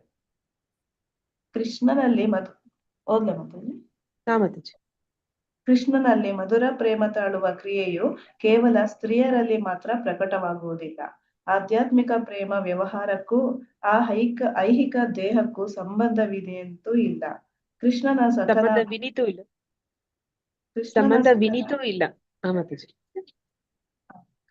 ಸಖನಾಗುವ ಮನೋಧರ್ಮವನ್ನು ಹೆಂಗಸು ಕೂಡ ಪಡೆದುಕೊಳ್ಳಬಹುದಾಗಿದೆ. ಹಾಗೆಯೇ ಒಬ್ಬ ಗಂಡಸು ಕೂಡ ವೃಂದಾವನದಲ್ಲಿ ಒಬ್ಬ ಗೋಪಿಯಾಗಲು ಬಯಸಬಹುದು. ಗಂಡಸಿನ ರೂಪದ ಭಕ್ತನೊಬ್ಬನು ವೃಂದಾವನದಲ್ಲಿ ಗೋಪಿಯಾಗುವುದು ಹೇಗೆಂಬುದನ್ನು ಪದ್ಮಪುರಾಣವು ಈ ಮಾತುಗಳಲ್ಲಿ ಹೇಳುತ್ತದೆ. ಪೂರ್ವದಲ್ಲಿ ದಂಡಕಾರಣ್ಯ ಎಂಬಲ್ಲಿ ಬಹು ಸಂಖ್ಯೆಯ ಮುನಿಜನರಿದ್ದರು. ಶ್ರೀರಾಮಚಂದ್ರನು ಅವನ ತಂದೆಯ ಭಾಷೆಯನ್ನು ಪೂರೈಸಲು 14 ವರ್ಷಗಳ ಕಾಲ ವನವಾಸ ಮಾಡಿದ ಕಾಡೇ ದಂಡಕಾರಣ್ಯ. ಆ ಹೊತ್ತಿನಲ್ಲಿ ಶ್ರೀರಾಮಚಂದ್ರನ ರೂಪ ಸಂಪತ್ತಿಗೆ ಮಾರು ಹೋಗಿ ಹೆಂಗಸರಾಗ ಬಯಸಿದ ಮುನಿಜನರು ಅನೇಕರಿದ್ದರು. ಹೆಂಗಸಾದಲ್ಲಿ ಶ್ರೀರಾಮಚಂದ್ರ ಪ್ರಭುವನ್ನು ಆಲಂಗಿಸಿಕೊಳ್ಳಬಹುದೆಂಬುದು ಅವರಿಗಿದ್ದ ಆಸೆ. ಮುಂದೆ ಕೃಷ್ಣನು ಗೋಕುಲ ವೃಂದಾವನಕ್ಕೆ ಹೋದಾಗ ಮುನಿಜನರು ಗೋಪಿಯರಾಗಿ ಹುಟ್ಟಿ ಕೃಷ್ಣನ ಸಖಿಯರಾಗಿ ಅಲ್ಲಿಗೆ ಹೋದರು. ತನ್ಮೂಲಕ ಅವರು ಆಧ್ಯಾತ್ಮಿಕ ಬದುಕಿನ ಪರಿಪೂರ್ಣತೆಯನ್ನು ಗಳಿಸಿದರು. ಹೇಳ್ಬಿಡಿ ಮಾತಾಜಿ ಕತೆ. ಮಾತಾಜಿ ಈ ಕತೆ ಹೇಳ್ಬಿಡಿ ಮಾತಾಜಿ. ಮಾತಾಜಿ. ದಂಡಕಾರಣ್ಯದ ಋಷಿಗಳ ಕಥೆಯನ್ನು ಹೀಗೆ ವಿವರಿಸಬಹುದು. ರಾಮಚಂದ್ರ ಪ್ರಭುವು ದಂಡಕಾರಣ್ಯದಲ್ಲಿದ್ದಾಗ ಅಲ್ಲಿ ಭಕ್ತಿ ಸೇವಾ ತತ್ಪರರಾಗಿದ್ದ ಮುನಿಜನರು ಪ್ರಭುವಿನ ಸೌಂದರ್ಯಕ್ಕೆ ಮನಸೋತರು. ಹಾಗೆ ಮನಸೋತ ಕ್ಷಣದಲ್ಲಿ ಮಧುರ ಪ್ರೇಮವಿದ್ದ ವೃಂದಾವನದ ಗೋಪಿಯರ ಚಿತ್ರವನ್ನು ಮನಸ್ಸಿಗೆ ತಂದುಕೊಂಡರು. ದಂಡಕಾರಣ್ಯದ ಮುನಿಜನರು ಗೋಪಿಯರಂತೆ ಕೃಷ್ಣನಲ್ಲಿ ಮಧುರ ಪ್ರೇಮವನ್ನು ಬೆಳೆಸಿಕೊಳ್ಳಲು ಬಯಸಿದರೆಂಬುದು ಪ್ರಸ್ತುತ ಸಂದರ್ಭದಲ್ಲಿ ಸ್ಪಷ್ಟವಾಗಿ ಕಾಣುತ್ತದೆ. ಕೃಷ್ಣನಾಗಿಯೂ ರಾಮಚಂದ್ರನಾಗಿಯೂ ಅವರು ಪರಮ ಪ್ರಭುವನ್ನು ಬಲ್ಲವರೂ ಆಗಿದ್ದರು. ರಾಮಚಂದ್ರನು ಆದರ್ಶ ರಾಜನಾಗಿದ್ದು ಏಕಪತ್ನಿ ವ್ರತಕ್ಕೆ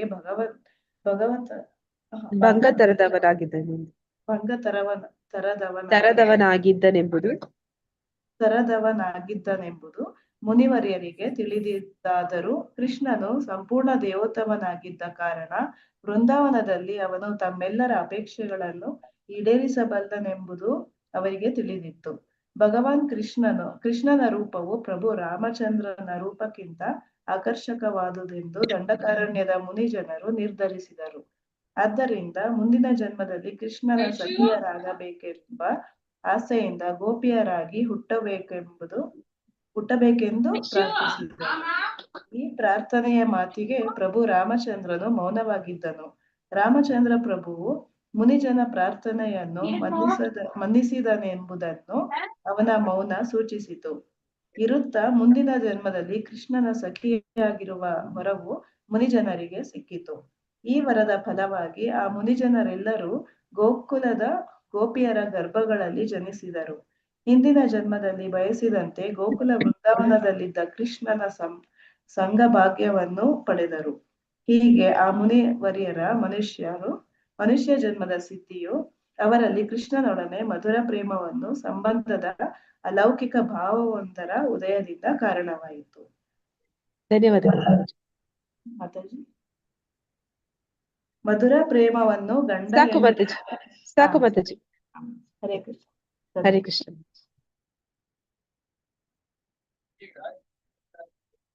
ಕೃಷ್ಣನಲ್ಲಿ ಮಧುರ ಪ್ರೇಮ ತಾಳುವ ಕೆಲವು ಇದು ಇಲ್ಲಿಂದ ಮಾಡ್ಬೇಕಲ್ವಾ ಮಾತಾಜಿ?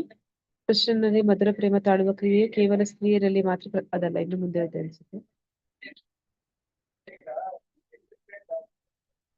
ಕಾಮಾನುಗ ಭಕ್ತಿಯ ಬಗ್ಗೆ ಇಲ್ಲಿ ನಾವು ನೋಡ್ತಾ ಇದ್ವಿ. ಕಾಮಾನುಗ ಭಕ್ತಿಯಲ್ಲಿ ವೃಂದಾವನದ ಗೋಪಿಯರು ಮತ್ತೆ ದ್ವಾರಕೆಯ ಅರಸಿಯರು ಅಂದ್ರೆ ರಾಣಿಯರು ಇವರಿಬ್ಬರು ಕೂಡ ಅಂದ್ರೆ ಮಾಧುರ್ಯ ಭಾವದಲ್ಲಿ ಭಗವಂತನ ಸೇವೆನ ಬಯಸಿ ಬಂದಂತವ್ರು. ಮತ್ತೆ ಇಲ್ಲಿ ಕಾಮಾನುಗ ಭಕ್ತಿ 2 ವರ್ಗಗಳಾಗಿ ವಿಂಗಡಿಸಬಹುದು. ಒಂದು ಪರೋಕ್ಷ, ಇನ್ನೊಂದು ಪ್ರತ್ಯಕ್ಷ ಅಂತ ಹೇಳ್ತಾ ಇದ್ದಾರೆ. ಆದ್ರೆ ಈ 2 ವರ್ಗಗಳಲ್ಲಿ ವಿಚಾರದಲ್ಲೂ ಗೋಲೋಕ ವೃಂದಾವನದಲ್ಲಿ ಇಂತಹ ಸೇವಾ ಮಗ್ನಳಾಗಿದ್ದ ನಿರ್ದಿಷ್ಟ ಗೋಪಿಯನ್ನು ಅನುಸರಿಸಿ ನಡೆಯಬೇಕು. ಅಂದ್ರೆ ರಾಧಾರಾಣಿ ಅವಳ ಒಂದು ಸೇವಕಿಯರು, ಅಷ್ಟಸಖಿಯರು ಇವರೆಲ್ಲರೂ ಕೂಡ ಭಗವಂತನ ಮಾಧುರ್ಯ ಭಾವದಲ್ಲಿ ಅವನ ಸೇವೆ ಮಾಡೋದಕ್ಕೆ ಇಷ್ಟಪಡ್ತಿದ್ದಂಥವ್ರು. ಅಂದ್ರೆ ಭಗವಂತನಿಗೆ ಏನು ಇಷ್ಟ ಅದನ್ನ ಅವರು ಕೂಡಲೇ ಈಡೇರಿಸ್ತಿದ್ರು. ಅಂದ್ರೆ ಅವನ ಸೇವೆಯಲ್ಲಿ ಸದಾ ನಿರತರಾಗಿರ್ತಿದ್ರು. ಮಧುರ ಪ್ರೇಮ ಭಾವದಲ್ಲಿ ದೇವೋತ್ತಮ ಪರಮ ಪುರುಷನೊಂದಿಗೆ ಪ್ರತ್ಯಕ್ಷವಾಗಿ ಒಂದಾಗಿರುವುದನ್ನು ತಾಂತ್ರಿಕ ಭಾಷೆಯಲ್ಲಿ ಕೇಳಿ ಅಂತ ಇಲ್ಲಿ ಹೇಳ್ತಾ ಇದ್ದಾರೆ. ಅಂದ್ರೆ ಅವನ ಜೊತೆಯಲ್ಲಿ ಆ ಒಂದು ಮಾಧುರ್ಯ ಭಾವವನ್ನ ಯಾರು ಹೊಂದಿರ್ತಾರೆ ಅದನ್ನ ಅಂದ್ರೆ ಅವರು ಪ್ರತ್ಯಕ್ಷವಾಗಿ ಡೈರೆಕ್ಟ್ ಆಗಿ ಇದ್ದಾರೆ, ಅವರನ್ನ ಅದನ್ನ ಇಲ್ಲಿ ಕೇಲಿ ಅಂತ ಕರೀತಾ ಇದ್ದಾರೆ. ಕೇಲಿ ಅಂದ್ರೆ ದೇವೋತ್ತಮ ಪರಮ ಪುರುಷನಲ್ಲಿ ಪ್ರತ್ಯಕ್ಷವಾಗಿ ಒಂದಾಗಿರುವುದೇ ಆಗಿದೆ. ಅಂದ್ರೆ ನೇರವಾಗಿ ಅವನ ಜೊತೆ ಸಂಪರ್ಕವನ್ನು ಪಡೆಯುವಂಥದ್ದು. ಅಂದ್ರೆ ರಾಸದ ಸಮಯದಲ್ಲಿ ಅವ್ರು ಏನ್ ಮಾಡ್ತಾರೆ ಅಂದ್ರೆ ಭಗವಂತ ಪ್ರತಿಯೊಂದು ಎಷ್ಟು ಗೋಪಿಯರಿದ್ದಾರೆ ಅಷ್ಟು ಗೋಪಿಯರಾಗಿ ಅವನು ಕೃಷ್ಣನಾಗಿ ಅಷ್ಟೊಂದು ವಿಸ್ತರಣೆ ಆಗ್ತಾನೆ. ಪ್ರತಿಯೊಂದು ಗೋಪಿಗೂ ಅನ್ಸುತ್ತೆ ಭಗವಂತ ನೇರವಾಗಿ ತನ್ನ ಜೊತೆಯಲ್ಲಿ ಮಾತ್ರನೇ ಇದ್ದಾನೆ ಅನ್ನುವ ಹಾಗೆ. ಅಷ್ಟು ಭಗವಂತ ಅವರ ಜೊತೆಯಲ್ಲಿ ಒಂದು ಪ್ರೀತಿ ವಿನಿಮಯವನ್ನ ಮಾಡ್ತಾನೆ. ಆ ಒಂದು ದೃಶ್ಯವನ್ನ ನೋಡಿ ಸ್ವತಃ ಈಶ್ವರನಿಗೆ ಅನಿಸುತ್ತೆ, ಶಿವನಿಗೆ ಅನಿಸುತ್ತೆ ಅವನು ಕೂಡ ಅಲ್ಲಿ ಹೋಗಿ ಭಗವಂತನ ಜೊತೆ ಆ ರಾಸದಲ್ಲಿ ಅವನು ಪಾಲ್ಗೊಳ್ಬೇಕು ಅಂತ. ಆ ಒಂದು ನೃತ್ಯ ನಡೀತಾ ಇರುವಾಗ ಆಗ ಅಲ್ಲಿಗೆ ಹೋದಾಗ ಗೋಪಿಯರು ಅವನನ್ನ ಒಳಗಡೆ ಬಿಡೋದಿಲ್ಲ. ಅವ್ರು ಹೇಳ್ತಾರೆ, ಇಲ್ಲಿ ಇರುವಂತದ್ದು ಒಬ್ಬನೇ ಪುರುಷ, ದೇವೋತ್ತಮ ಪರಮ ಪುರುಷ, ಉಳಿದವರೆಲ್ಲರೂ ಕೂಡ ಸ್ತ್ರೀಯರು. ಸ್ತ್ರೀಯರಿಗೆ ಮಾತ್ರನೇ ಇಲ್ಲಿ ಅವಕಾಶ ಇರುವಂತದ್ದು, ಪುರುಷರಿಗೆ ಅವಕಾಶ ಇಲ್ಲ ಅಂತ ಹೇಳ್ತಾರೆ. ಆದ್ರೆ ಅಲ್ಲಿಗೆ ಬಲರಾಮ ಕೂಡ ಹೋಗ್ತಾನೆ. ಬಲರಾಮನನ್ನ ಅವ್ರು ಕಳಿಸ್ಬಿಡ್ತಾರೆ, ಅಂದ್ರೆ ಇಲ್ಲಿ ನಿನ್ಗೆ ಅಲೌಡ್ ಇಲ್ಲ ಅಂತ. ಶಿವನಿಗೂ ಅದೇ ಹೇಳ್ತಾರೆ. ಶಿವ ಏನ್ ಮಾಡ್ತಾನೆ, ಕೂಡಲೇ ಹೋಗಿ ಆ ಅನ್ನಪೂರ್ಣೇಶ್ವರಿ ಪಾರ್ವತಿ ಹತ್ರ ಹೋಗಿ ಅವಳ ಎಲ್ಲ ವಸ್ತ್ರಗಳನ್ನ ಅವನು ಧರಿಸ್ತಾನೆ. ಧರಿಸ್ಬಿಟ್ಟು ಇಲ್ಲ ನಾನು ಹೋಗಿ ಅಲ್ಲಿ ಪಾಲ್ಗೊಳ್ಳೇಬೇಕು ಅಂತ ಹೇಳಿ ಅವನು ಗೋಪಿಯಾಗಿ ಬರ್ತಾನೆ. ಗೋಪಿಯಾಗಿ ಬಂದು ಭಗವಂತನ ಜೊತೆ, ಇಲ್ಲಿ ರಾಸ ಅಂತಂದ್ರೆ ಲೈಂಗಿಕತೆ ಅಲ್ಲ, ಇಲ್ಲಿ ರಾಸ ಅಂದ್ರೆ ಅದೊಂದು ಪ್ರೀತಿ ವಿನಿಮಯ, ಅದೊಂದು ಆ ಕಾಮಭಾವ ಅಲ್ಲ, ಕಾಮ ರೂಪ ಅಲ್ಲ ಅದು. ಆದ್ರೆ ಭಗವಂತನ ಜೊತೆ ಆ ಒಂದು ವೈಯಕ್ತಿಕವಾಗಿ ಅವರು ಅಷ್ಟು ಏನಂತ ಹೇಳ್ತಾರೆ, ಗಾಢವಾದ ಸ್ನೇಹ ಭಾವದಲ್ಲಿ ಅದು ಇರ್ತಾರೆ. ಆ ಒಂದು ನೃತ್ಯ ನಡೀತಾ ಇದ್ದಾಗ ಏನಾಗುತ್ತೆ ಅಂದ್ರೆ ಈ ದೇವತೆಗಳು ಸೂರ್ಯ ಚಂದ್ರ ಇಂದ್ರ ಇವ್ರಿಗೂ ಕೂಡ ಆಸೆ ಬರುತ್ತೆ, ಅವ್ರಿಗೂ ಕೂಡ ಇಷ್ಟ ಆಗುತ್ತೆ ಅಲ್ಲಿ ಹೋಗಿ ಪಾಲ್ಗೊಳ್ಬೇಕು ಅಂತ. ಎಲ್ಲರೂ ಗೋಪಿಯರಾಗ್ಬಿಡ್ತಾರೆ. ಎಲ್ಲರೂ ಗೋಪಿಯರಾಗಿ ಆ ಒಂದು ರಾಸ ನೃತ್ಯದಲ್ಲಿ ಪಾಲ್ಗೊಳ್ತಾರೆ. ಹೀಗೆ ಅದನ್ನೇ ಹೇಳ್ತಾ ಇದ್ದಾರೆ, ಯಾರು ನೇರವಾಗಿ ಹೋಗಿ ಅವನ ಜೊತೆಯಲ್ಲಿ ಅಂತಹ ಒಂದು ಸಂಪರ್ಕವನ್ನ ಪಡೆದ್ರು ಅವರನ್ನ ಕೇಳಿ ಅಂತ ಕರಿತಾ ಇದ್ದಾರೆ. ಭಗವಂತನು ಗೋಪಿಯರೊಂದಿಗೆ ನಡೆಸುವ ಪ್ರೇಮ ವ್ಯಾಪಾರವನ್ನು ಈ ಜನ ಇಷ್ಟಪಡುತ್ತಾರೆ. ಈ ತೆರನ ಭಕ್ತರು ಭಗವಂತನ ಹಾಗೂ ಗೋಪಿಯರ ನಡುವಣ ಪ್ರೇಮ ವ್ಯವಹಾರವನ್ನು ಕುರಿತು ಕೇಳಿಯೇ ಸಂತೋಷ ಪಡುತ್ತಾರೆ. ಇಲ್ಲಿ ಎರಡು ವರ್ಗ ಅಂತ ಹೇಳಿದ್ರಲ್ಲ, ಒಂದು ಪ್ರತ್ಯಕ್ಷವಾಗಿ ಭಗವಂತನ ಜೊತೆ ಸಂಪರ್ಕವನ್ನು ಪಡೆಯುವಂತವ್ರು, ಎರಡನೇ ವರ್ಗದ ಜನ ಅವರ ಒಂದು ಏನು ಮಾಧುರ್ಯ ಭಾವದಲ್ಲಿ ಅವರು ಭಗವಂತನ ಜೊತೆ ಏನು ಸಂಪರ್ಕವನ್ನ ಹೊಂದಿದ್ರು ಅದನ್ನ ಕೇಳಿ ಸಂತೋಷ ಪಡುವಂತವ್ರು ಎರಡನೇ ವರ್ಗದ ಜನ. ಮಧುರ ಪ್ರೇಮವನ್ನು ಬೆಳೆಸಿಕೊಳ್ಳುವುದು ಭಕ್ತಿ ಸೇವೆಯ ನಿಯಂತ್ರಕ ತತ್ವಗಳನ್ನು ಪಾಲಿಸುವ, ವಿಶೇಷವಾಗಿ ದೇಗುಲದಲ್ಲಿ ರಾಧಾಕೃಷ್ಣ ಪೂಜೆ ಮಾಡುವ ಜನರಿಗೆ ಮಾತ್ರ ಸಾಧ್ಯ. ಅಂದ್ರೆ ಯಾರು ಅಲ್ಲಿ ಅರ್ಚಕರ ಕೆಲಸ ಮಾಡ್ತಾರೆ ಅಂತವ್ರು ಮಾತ್ರ ಇಂತಹ ಒಂದು ಮಧುರ ಪ್ರೇಮವನ್ನ ಬೆಳೆಸ್ಕೊಳ್ಳಿಕ್ಕೆ ಸಾಧ್ಯ ಆಗುತ್ತೆ ಅಂತ ಹೇಳಿ ಹೇಳ್ತಾ ಇದ್ದಾರೆ. ಇಂತಹ ಭಕ್ತರು ಭಗವದ್ ಮೂರ್ತಿಯಲ್ಲಿ ಕ್ರಮೇಣ ಸಹಜ ಪ್ರೇಮವನ್ನ ರೂಢಿಸಿಕೊಳ್ತಾರೆ. ಅಂದ್ರೆ ಏನಂತ ಹೇಳ್ತಾರೆ ಅಂದ್ರೆ, ಹೃದಯ ಪರಿಪೂರ್ಣವಾಗಿ ಪರಿಶುದ್ಧ ಆದಾಗ ಆ ಒಂದು ಅರ್ಚಾ ವಿಗ್ರಹ ಏನಿದೆ ಅದು ಅವರಿಗೆ ಸಾಧಾರಣ ಒಂದು ಏನಂತ ಹೇಳ್ತಾರೆ ವಸ್ತುವಾಗಿ ಕಾಣೋದಿಲ್ಲ, ಅದರಲ್ಲಿ ಅವರು ಜೀವವನ್ನ ಕಾಣ್ತಾರೆ. ಅದನ್ನ ಮುಟ್ಟಿದಾಗ ಅವ್ರಿಗೆ ಯಾವುದೋ ಒಂದು ವಿಗ್ರಹದ ಹಾಗೆ ಇರೋದಿಲ್ಲ, ನಿಜವಾಗ್ಲೂ ಅಲ್ಲಿ ಭಗವಂತನ ಆವಿರ್ಭಾವವನ್ನು ಅವರು ಪ್ರತ್ಯಕ್ಷವಾಗಿ ನೋಡ್ತಾರೆ. ಇಂತಹ ಭಕ್ತರು ಭಗವದ್ ಮೂರ್ತಿಯಲ್ಲಿ ಕ್ರಮೇಣ ಸಹಜ ಪ್ರೇಮವನ್ನು ರೂಢಿಸಿಕೊಳ್ತಾರೆ. ಪ್ರಭುವು ಗೋಪಿಯರೊಂದಿಗೆ ನಡೆಸಿದ ಪ್ರೇಮ ವ್ಯವಹಾರಗಳನ್ನು ಕುರಿತು ಕಥಾನಕಗಳ ಶ್ರವಣದ ಮೂಲಕ ಅವರಿಗೆ ಆ ಕ್ರೀಡೆಯಲ್ಲಿ ಕ್ರಮೇಣ ಆಕರ್ಷಣೆ ಬೆಳೆಯುತ್ತೆ. ಈ ಸ್ವಪ್ರೇರಣೆಯು ಆಕರ್ಷಣೆಯು ಮಾಗಿದಂತೆಲ್ಲ ಭಕ್ತರು ಈ ಮೊದಲು ಹೇಳಿದ ಎರಡೂ ವರ್ಗದ ಭಕ್ತಿ ಸೇವಾ ಮಾರ್ಗಗಳಲ್ಲಿ ಒಂದರಲ್ಲಿ ದೃಢವಾಗಿ ನಿಲ್ಲುತ್ತಾರೆ. ಅಂದ್ರೆ ಈ ಮಾಧುರ್ಯ ಭಾವಕ್ಕೆ ಯಾರೆಲ್ಲ ಬರ್ತಾರೆ ಅಂತವರ ಬಗ್ಗೆ ಇಲ್ಲಿ ಹೇಳ್ತಾ ಇದ್ದಾರೆ. ಮಾಧುರ್ಯ ಭಾವಕ್ಕೆ ಬರುವಂತವ್ರು ಏನ್ ಮಾಡಿರ್ತಾರೆ, ನೇರವಾಗಿ ರಾಧಾಕೃಷ್ಣನ ಸೇವೆ ಮಾಡಿರ್ತಾರೆ. ಕ್ರಮೇಣ ಅವ್ರಿಗೆ ಆ ಒಂದು ಅರ್ಚಾ ವಿಗ್ರಹದಲ್ಲಿ ಭಗವಂತನ ಸಾನ್ನಿಧ್ಯವನ್ನ ಅವರು ಕಣ್ಣಾರೆ ಅನುಭವಿಸ್ತಾರೆ. ನಂತರ ಆ ಒಂದು ಭಗವಂತನ ಈ ಲೀಲೆಗಳ ಬಗ್ಗೆ ಕುರಿತು ಒಂದು ಏನಂತ ಹೇಳ್ತಾರೆ ಕಥೆಗಳನ್ನ ಅವರು ಆಸಕ್ತಿಯಿಂದ ಕೇಳ್ತಾರೆ. ಮತ್ತೆ ಅದನ್ನ ಅವರು ಕೂಡ ಅನುಭವಿಸ್ಬೇಕು ಅಂತ ಅವರಲ್ಲಿ ಅಂತಹ ಒಂದು ಇಚ್ಛೆ, ಒಂದು ಆಸಕ್ತಿ ಅವರಲ್ಲಿ ಕೂಡ ಆವಿರ್ಭಾವ ಆಗುತ್ತೆ. ಕೊನೆಗೆ ಅವರು ಆ ಒಂದು ಮಾಧುರ್ಯ ಭಾವಕ್ಕೆ ಬರ್ತಾರೆ. ಒಂದು ನೇರವಾಗಿ ಪ್ರತ್ಯಕ್ಷವಾಗಿ ಭಗವಂತನ ಸಹಚರ್ಯವನ್ನು ಪಡೆಯುವಂಥದ್ದು, ಇಲ್ಲ ಅಂತಂದ್ರೆ ಆ ವಿಚಾರಗಳನ್ನ ಕೇಳುವಂಥದ್ದು, ಕೇಳೋದ್ರಲ್ಲಿ ಆಸಕ್ತಿಯನ್ನು ಪಡೆಯುವಂಥದ್ದು.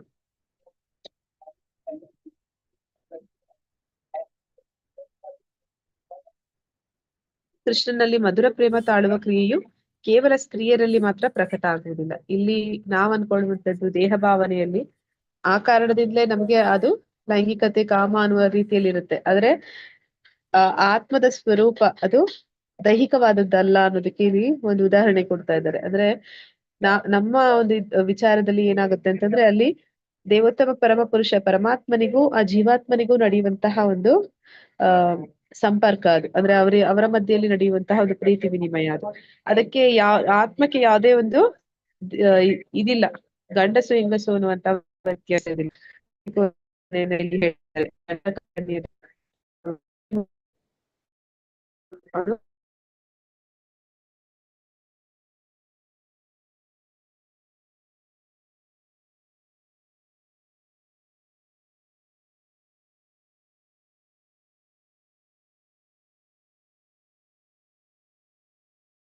ಸೀತೆಗೆ ಎಷ್ಟೊಂದು ಅವಕಾಶ ಸಿಕ್ಕಿದೆ ಭಗವಂತನ ಸೇವೆ ಮಾಡೋದಕ್ಕೆ. ಅಂತಹ ಸೇವೆಯಲ್ಲಿ ನಾವು ಹೇಗೆ ತೊಡಗುವಂತದ್ದು, ಅಂತಹ ಭಾಗ್ಯ ನಮ್ಗೆ ಹೇಗೆ ಸಿಗುತ್ತೆ, ಯಾವಾಗ ಸಿಗುತ್ತೆ ಅಂತ ಅವರು ಮನಸಾರೆ ಅನ್ಕೋತಾರೆ. ಪರಮಾತ್ಮ ಎಲ್ಲರ ಹೃದಯದಲ್ಲಿ ಇರುವ ಕಾರಣ ಅವ್ನಿಗೆ ಅರ್ಥ ಆಗುತ್ತೆ ಅವರ ಒಂದು ಏನು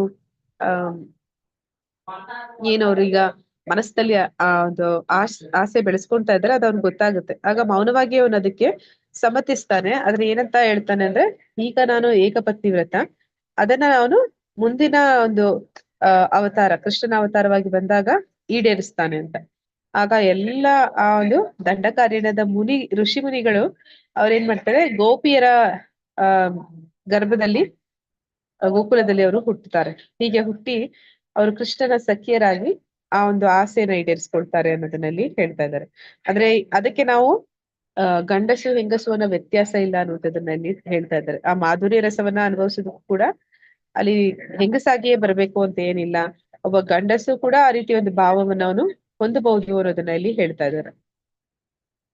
ನಾ ಆಗ್ಲೇ ಹೇಳಿದಾಗೆ ಶಿವನು ಕೂಡ ಭಗವಂತನ ಜೊತೆ ಆ ಒಂದು ಮಾಧುರ್ಯ ಭಾವವನ್ನ ಅನುಭವಿಸ್ಬೇಕು ಅಂತ ಇಷ್ಟಪಟ್ಟ. ಅದೇ ರೀತಿ ಅನೇಕ ಗಂಧರ್ವರು ಮತ್ತೆ ಈ ಒಂದು ದೇವತೆಗಳು ಅವರು ಕೂಡ ಆ ಒಂದು ದೃಶ್ಯವನ್ನ ನೋಡಿ, ಆ ಒಂದು ರಾಸ ನೃತ್ಯವನ್ನ ನೋಡಿ ಅವರು ಕೂಡ ಗೋಪಿಯರಾಗಿ ಹೋದ್ರು.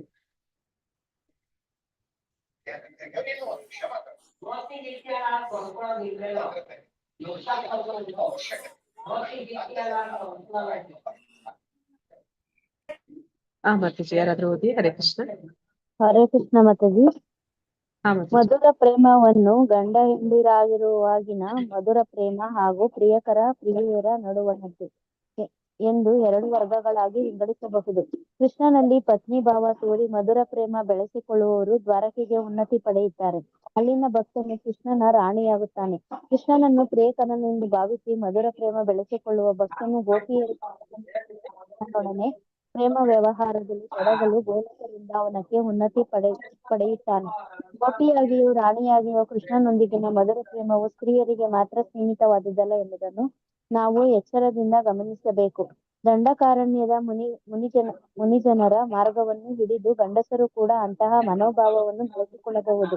ವ್ಯಕ್ತಿಯು ಗೋಪಿಯರ ಮಾರ್ಗದಲ್ಲಿ ನಡೆಯದೆ ಮಧುರ ಪ್ರೇಮವನ್ನಷ್ಟೇ ಅಪೇಕ್ಷಿಸಿದರೆ ದ್ವಾರಕೆಯಲ್ಲಿನ ಪ್ರಭುವಿನ ಸಾನ್ನಿಧ್ಯ ಭಾಗವು ಅವನಿಗೆ ದೊರೆಯುವುದು. ಧನ್ಯವಾದಗಳು. ಹರಿ ಕೃಷ್ಣ ಮಾತಾಜಿ. ಇಲ್ಲಿ ಮಧುರ ಪ್ರೇಮ ಅಥವಾ ಮಾಧುರ್ಯ ರಸದಲ್ಲಿ ಇಬ್ಬರು ಬರ್ತಾರೆ ಅಂತ ನಾವು ನೋಡಿದ್ವಿ. ಒಂದು ಗೋಪಿಯರು, ವೃಂದಾವನದ ಗೋಪಿಯರು, ಇನ್ನೊಂದು ದ್ವಾರಕೆಯ ಮಹಾರಾಣಿಯರು. ಅಂದ್ರೆ ಇಲ್ಲಿ ಹೇಗೆ ಭೂಮಿ ಮೇಲೆ ಅಂದ್ರೆ ಭಗವಂತ ಯಾಕೆ ಅವತರಿಸಿ ಬರ್ತಾನೆ ಭೂಮಿ ಮೇಲೆ? ಹರೇ ಕೃಷ್ಣ. ಭಗವಂತ ಅವತಾರಗಳು ಯಾಕೆ ಆಗುತ್ತೆ? ಧರ್ಮ ರಕ್ಷಣೆಗೆ, ಎಲ್ಲಿ ಅಧರ್ಮ ನಡೆಯುತ್ತೋ ಅಲ್ಲಿ ಭಗವಂತ ಅಧರ್ಮ ನಿರ್ಮೂಲನೆ ಮಾಡಕ್ಕೆ. ಮೇಲ್ನೋಟಕ್ಕೆ ನೀವು ಹೇಳಿದ್ದು ಅದು ಸತ್ಯ ಅನ್ನಿಸ್ಬೋದು. ಭಕ್ತರಿಗೋಸ್ಕರ ಭಗವಂತನ ಈ ಅವತಾರ ಯಾಕೆ ಆಗುತ್ತೆ ಅಂದ್ರೆ ಅವ್ರು ಹೇಳ್ತಾರೆ ಅವನು ಭಕ್ತರ ರಕ್ಷಣೆಗಾಗಿ ಬರ್ತಾನೆ ಅಂತ. ಭಕ್ತರ ರಕ್ಷಣೆಗಾಗಿ ಅಥವಾ ದುಷ್ಟರ ಸಂಹಾರಕ್ಕಾಗಿ ಅವನು ಬೇರೆ ಯಾರನ್ನ ಬೇಕಾದ್ರೂ ಕಳಿಸ್ಬೋದು. ಅವನ ಒಂದು ಸಂಗಾತಿಗಳು, ಸಹಚರ್ಯರು ಅವರನ್ನೇ ಕಳಿಸ್ಬೋದು. ಅವ್ರ ಕೈಯಲ್ಲಿ ಒಂದು ದುಷ್ಟರ ಸಂಹಾರ ಕೂಡ ಮಾಡಿಸ್ಬೋದು, ಅಥವಾ ಧರ್ಮದ ರಕ್ಷಣೆ ಕೂಡ ಮಾಡಿಸ್ಬೋದು. ಆದ್ರೆ ಮೂಲದಲ್ಲಿ ಭಗವಂತ ಭೂಮಿ ಮೇಲೆ ಅವತರಿಸಿದ್ದಕ್ಕೆ ಒಂದೇ ಒಂದು ಏನು ಕಾರಣ ಅಂತಂದ್ರೆ, ಅವನು ಭೂಮಿ ಮೇಲೆ ಆ ಗೋಲೋಕ ವೃಂದಾವನದ ಒಂದು ಚಿತ್ರಣವನ್ನ ಭೂಮಿಗೆ ತರ್ತಾನೆ. ತಂದು ಎಲ್ಲಾ ಜೀವಾತ್ಮರನ್ನ ಆ ಲೀಲೆಗಳಲ್ಲಿ ಅಂದ್ರೆ ಆ ಗೋಲೋಕ ವೃಂದಾವನ ಹೇಗಿದೆ ಅನ್ನೋದನ್ನ ಅವ್ರಿಗೆ ತೋರಿಸಿ ಅವರನ್ನ ತನ್ನ ಹತ್ರಕ್ಕೆ ಆಕರ್ಷಿಸ್ತಾನೆ. ಆ ಎಲ್ಲಾ ಲೀಲೆಗಳನ್ನ ಇಲ್ಲಿ ಮಾಡಿ ಆಕರ್ಷಣೆ ಮಾಡ್ತಾನೆ. ಈ ಅಯೋಧ್ಯ ಅನ್ನುವಂಥದ್ದು ಅಥವಾ ದ್ವಾರಕಾ ಅನ್ನುವಂಥದ್ದು ಅಥವಾ ಗೋಲೋಕ ವೃಂದಾವನ ಅನ್ನುವಂಥದ್ದು ಇವೆಲ್ಲವೂ ಕೂಡ ಭೂಮಿ ಮೇಲೆ ನಡೆದು ಹೋದಂತಹ ಒಂದು ಏನಂತ ಹೇಳ್ತೀವಿ ಇತಿಹಾಸ. ಆದ್ರೆ ವಾಸ್ತವದಲ್ಲಿ ವೈಕುಂಠ ಲೋಕಗಳಲ್ಲಿ ಈಗ್ಲೂ ಕೂಡ ಅಲ್ಲಿ ಈ ಎಲ್ಲ ಲೀಲೆಗಳು ಸದಾ ಕಾಲ ನಡೀತಾ ಇದೆ. ಅಂದ್ರೆ ಅಲ್ಲಿ ದ್ವಾರಕೆ ಈಗ್ಲೂ ಇದೆ, ಅಲ್ಲಿ ಗೋಲೋಕ ವೃಂದಾವನ ಈಗ್ಲೂ ಇದೆ, ಅಲ್ಲಿ ಅಯೋಧ್ಯೆ ಈಗ್ಲೂ ಇದೆ. ಆ ರೀತಿ ಎಲ್ಲ ಭಗವಂತನ ಅವತಾರಗಳು, ಪ್ರತಿಯೊಂದು ಲೀಲೆಗಳು ಅಲ್ಲಿ ಸದಾ ನಡೀತಾ ಇರುತ್ತೆ. ಆಗ ಇಲ್ಲಿ ಅದನ್ನೇ ಹೇಳ್ತಾ ಇದ್ದಾರೆ, ಯಾರು ಆ ಮಾಧುರ್ಯ ಭಾವದಲ್ಲಿ ಭಗವಂತನ ಜೊತೆ ರಾಣಿ, ಅವರ ರಾಣಿಯರು ಹೇಗೆ ಅವನ ಜೊತೆ ಒಂದು ಪ್ರೀತಿ ವಿನಿಮಯವನ್ನ ಇಟ್ಕೊಂಡಿದ್ರು, ಅಂತಹ ಪ್ರೀತಿ ವಿನಿಮಯ ಯಾರೆಲ್ಲಾದ್ರೂ ಅದು ಅಂಕುರಿಸಿದ್ರೆ ಅವ್ರೇನಾಗ್ತಾರೆ, ಮುಂದೆ ಭಗವಂತನ ಧಾಮಕ್ಕೆ ಹೋಗ್ಬೇಕು. ಭಗವಂತನ ಧಾಮ ಅಂದ್ರೆ ಯಾವ ಜಾಗಕ್ಕೆ ಹೋಗ್ತಾರೆ ಅಂತ ಹೇಳ್ತಾ ಇದ್ದಾರೆ, ಗೋಲೋಕ ವೃಂದಾವನಕ್ಕೆ ಹೋಗೋದಿಲ್ಲ, ಅವರು ನೇರವಾಗಿ ದ್ವಾರಕೆಗೆ ಹೋಗ್ತಾರೆ. ವೈಕುಂಠ ಲೋಕಗಳಲ್ಲಿ ಅಲ್ಲಿ ಈಗ್ಲೂ ದ್ವಾರಕೆ ಇದೆ, ಅವ್ರು ಅಲ್ಲಿಗೆ ಉನ್ನತಿಯನ್ನ ಪಡಿತಾರೆ ಅಂತ ಇಲ್ಲಿ ಹೇಳ್ತಾ ಇದ್ದಾರೆ. ಆದ್ರೆ ಯಾರಿಗಾದ್ರೂ ಗೋಪಿಯರ ಹಾಗೆ ಭಗವಂತನ ಜೊತೆ ಆ ಮಾಧುರ್ಯ ರಸದಲ್ಲಿ ಆ ಪ್ರೀತಿ ವಿನಿಮಯವನ್ನ ಇಟ್ಕೋಬೇಕು ಅಂತ ಆದ್ರೆ ಅವರು ಗೋಲೋಕ ವೃಂದಾವನಕ್ಕೆ ಉನ್ನತಿಯನ್ನು ಪಡಿತಾರೆ ಅಂತ ಇಲ್ಲಿ ಹೇಳ್ತಾ ಇದ್ದಾರೆ. ಅಂದ್ರೆ ಆ ಒಂದು ವೈಕುಂಠ ಲೋಕಗಳು ಈಗ್ಲೂ ಅಲ್ಲಿ ಇದೆ, ಅದನ್ನ ಅವನು ಭೂಮಿಗೆ ತಂದು ನಮ್ಮನ್ನ ಆಕರ್ಷಿಸ್ತಾನೆ. ಅಂದ್ರೆ ಅದು ನನ್ನ ಧಾಮ ಈ ರೀತಿ ಇದೆ, ನೀವು ನನ್ನ ಹತ್ರಕ್ಕೆ ಬನ್ನಿ ಅಂತ ಬದ್ಧಾತ್ಮರನ್ನ ಅವನು ಆಕರ್ಷಿಸುವ ರೀತಿ. ಅದು ಅವನ ಒಂದು ಅವತಾರಗಳಿಗೆ ಮೂಲ ಉದ್ದೇಶ ಅಂತ ಇಲ್ಲಿ ಹೇಳ್ತಾರೆ. ಇಲ್ಲಿ ಹೇಳ್ತಾ ಇದ್ದಾರೆ ಆ ರೀತಿ ಮಾಧುರ್ಯ ಭಾವವನ್ನ ಹೊಂದೋದಕ್ಕೆ ಗಂಡಸು ಹೆಂಗಸು ಅನ್ನುವ ವ್ಯತ್ಯಾಸ ಇಲ್ಲ ಅಂತ ಹೇಳ್ತಾ ಇದ್ದಾರೆ. ಯಾರಿಗೆ ಬೇಕಾದ್ರೂ ಜೀವಾತ್ಮ ಪರಮಾತ್ಮನ ಜೊತೆ ಯಾವ ವ್ಯಕ್ತಿಗೆ ಬೇಕಾದ್ರೂ ಭಗವಂತನಲ್ಲಿ ಯಾವ ರಸದಲ್ಲಿ ಬೇಕಾದ್ರೂ ಆಸಕ್ತಿ ಮೂಡಬಹುದು ಅನ್ನೋದನ್ನ ಇಲ್ಲಿ ಹೇಳ್ತಾ ಇದ್ದಾರೆ. ಕೃಷ್ಣ ಮುಂದುವರಿಸಿ ಯಾರಾದ್ರು.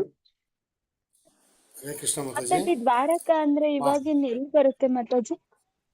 ದ್ವಾರಕಾ ಅಂದ್ರೆ ಗುಜರಾತ್ ಅಲ್ಲಿ ಬರುತ್ತೆ. ಗುಜರಾತ್ ಅಲ್ಲಿ ಬರುತ್ತೆ ಮಾತಾಜಿ. ಅಲ್ಲಿ ಸಮುದ್ರದಲ್ಲಿ ಮುಳುಗೋಯ್ತು ಅಂತ ಹೇಳ್ತಾರಲ್ಲ.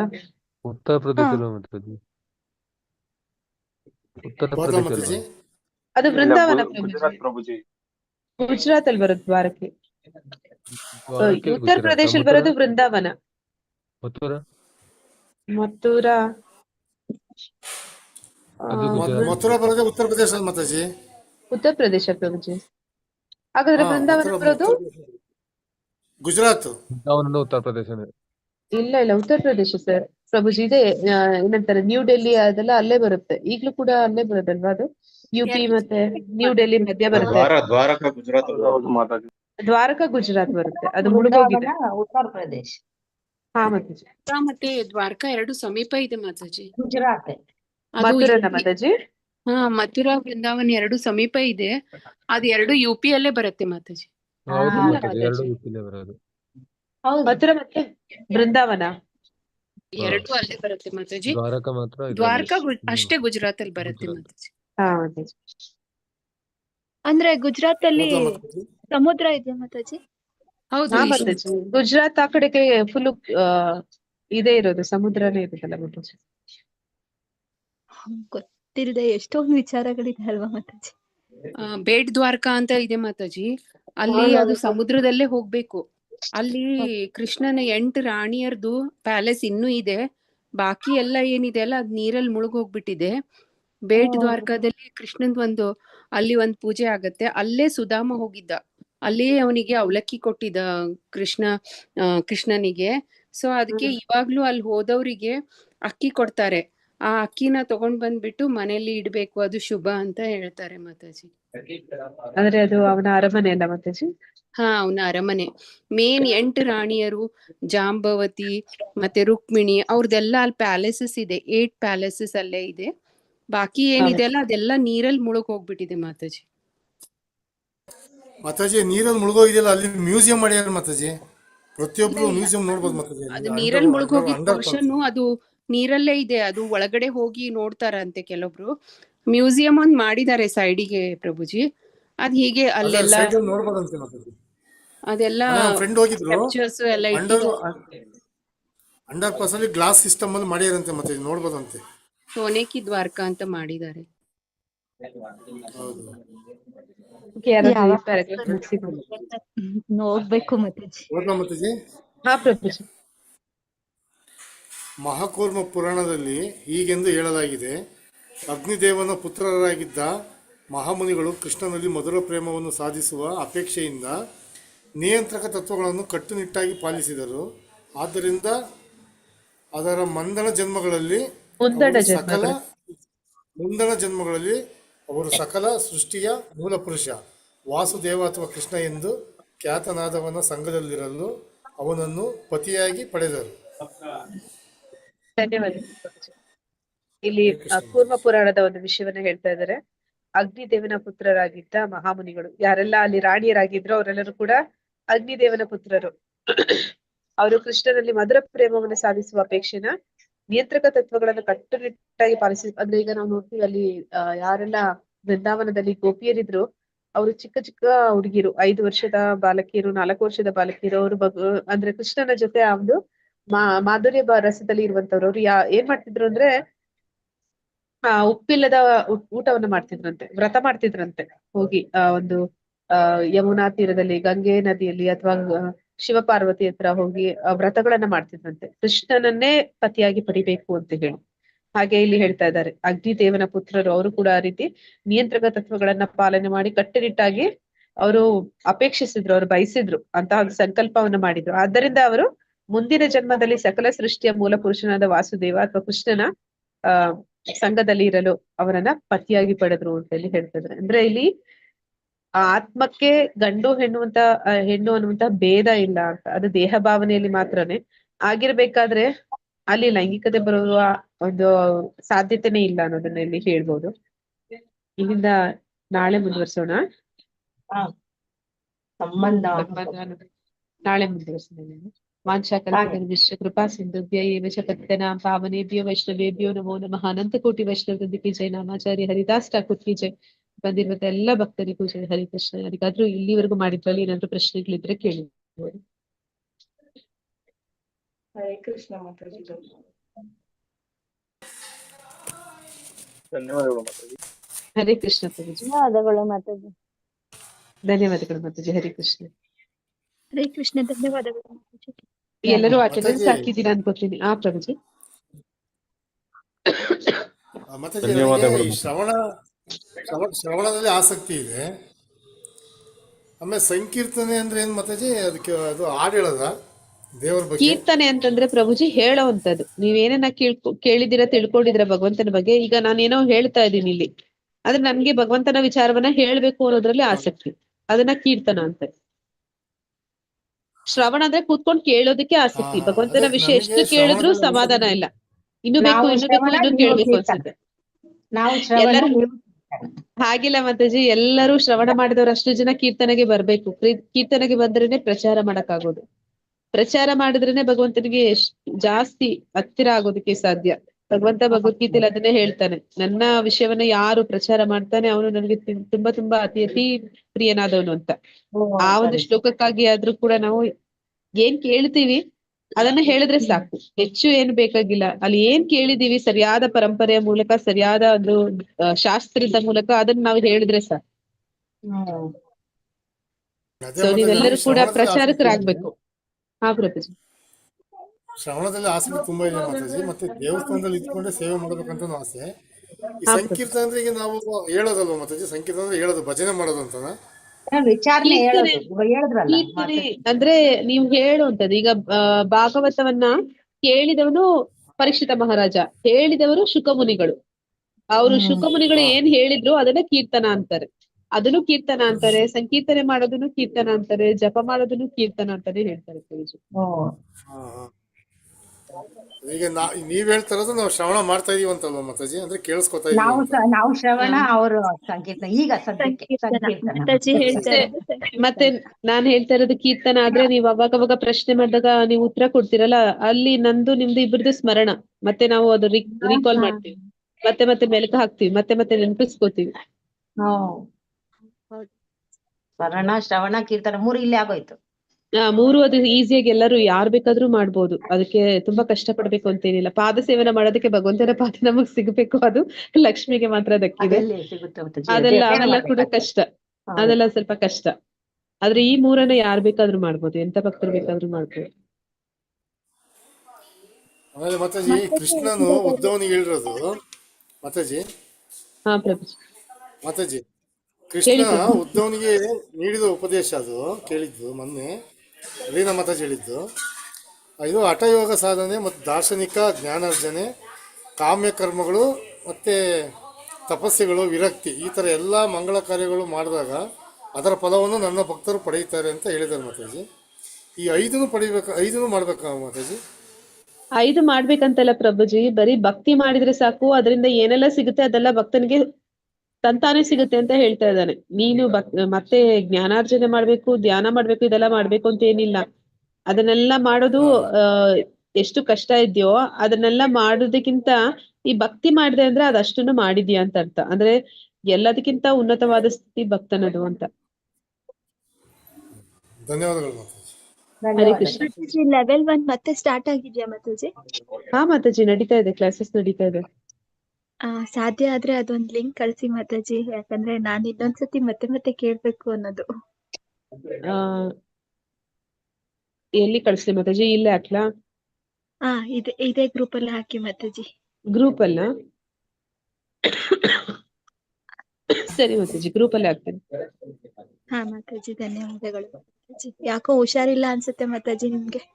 ಹಾ ಮಾತಾಜಿ, ಕೋಲ್ಡ್ ಆಗ್ಬಿಟ್ಟಿದೆ, ಕೆಮ್ಮು ಶುರು ಆಗ್ಬಿಟ್ಟಿದೆ. ಹರೇ ಕೃಷ್ಣ, ಬೇಗ ಹುಷಾರಾಗಿ ನಾಗಮಣಿ ಮಾತಾಜಿ. ಮಾತಾಜಿ ಹೇಳಿದ್ರು ಹುಷಾರಿಲ್ಲ ಅಂತ. ಪ್ರಭುಜಿ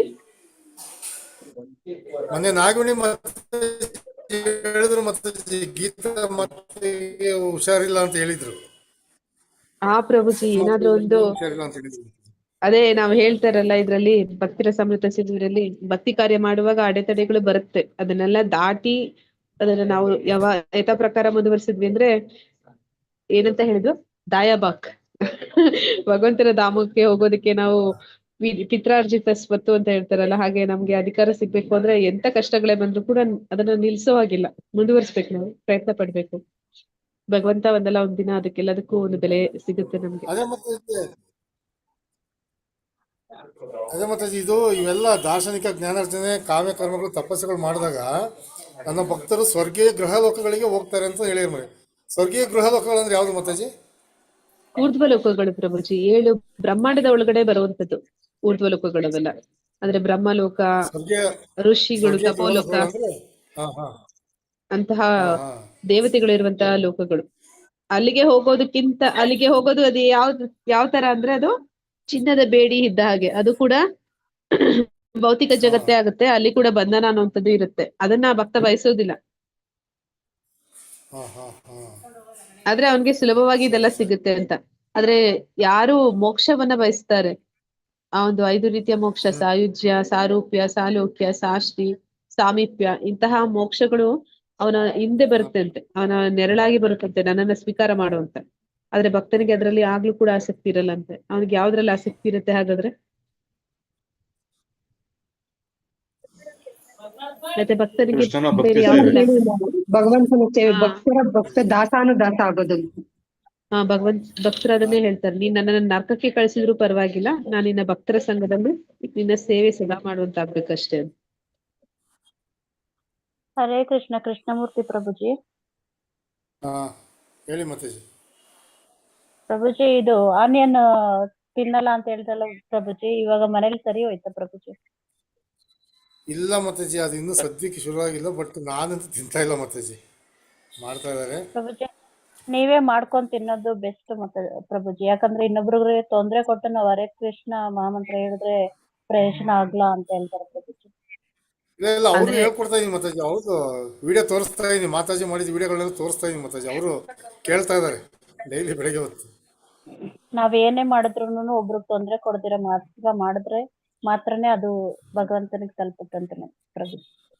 ಅಂದ್ರೆ ಮಾತಾಜಿ, ಎಲ್ಲರಿಗೂ ಮನೆಯಲ್ಲಿ ಏನಂತಾರೆ, ಒಂದು ಬಾಂಧವ್ಯ ಅನ್ನೋದಿರುತ್ತೆ. ನೀವ್ ಸುಮ್ನೆ ಹೋಗಿ ನೀವ್ ದಿನ ಮಾಡ್ಬೇಕು ಅಂತ ಏನಿಲ್ಲ, ಸುಮ್ನೆ ಹೋಗಿ ಮಾಡ್ತೀರಿ ಅಂತ ಒಂದೇ ದಿನ ಮಾಡ್ಬಿಟ್ರೆ ಹೋದ್ರು ಕೂಡ ಅವ್ರಿಗೆ ಅನ್ಸುತ್ತೆ, ಅಯ್ಯೋ ಪಾಪ ಇಷ್ಟು ಕಷ್ಟಪಟ್ಟು ಇವ್ರು ಇಷ್ಟು ತೊಂದ್ರೆ ತಗೋತಾ ಇದಾರೆ ಅಂತ ಹೇಳಿ ಅವರೇ ನಿಮ್ಗೋಸ್ಕರ ಮಾಡಕ್ ಶುರು ಅಲ್ಲ ಮಾಡ್ತಾರೆ. ಮಾತಾಜಿ, ಮನೇಲಿ ಜಗಳ ಮಾಡ್ಕೊಂಡು ಈರುಳ್ಳಿ ಬೆಳ್ಳುಳ್ಳಿ ಹಾಕ್ಬೇಡಿ ಅಂತ ಜಗಳ ಮಾಡ್ತಿದ್ರಲ್ಲ, ಅದಕ್ಕೆ ಹೇಳ್ದೆ.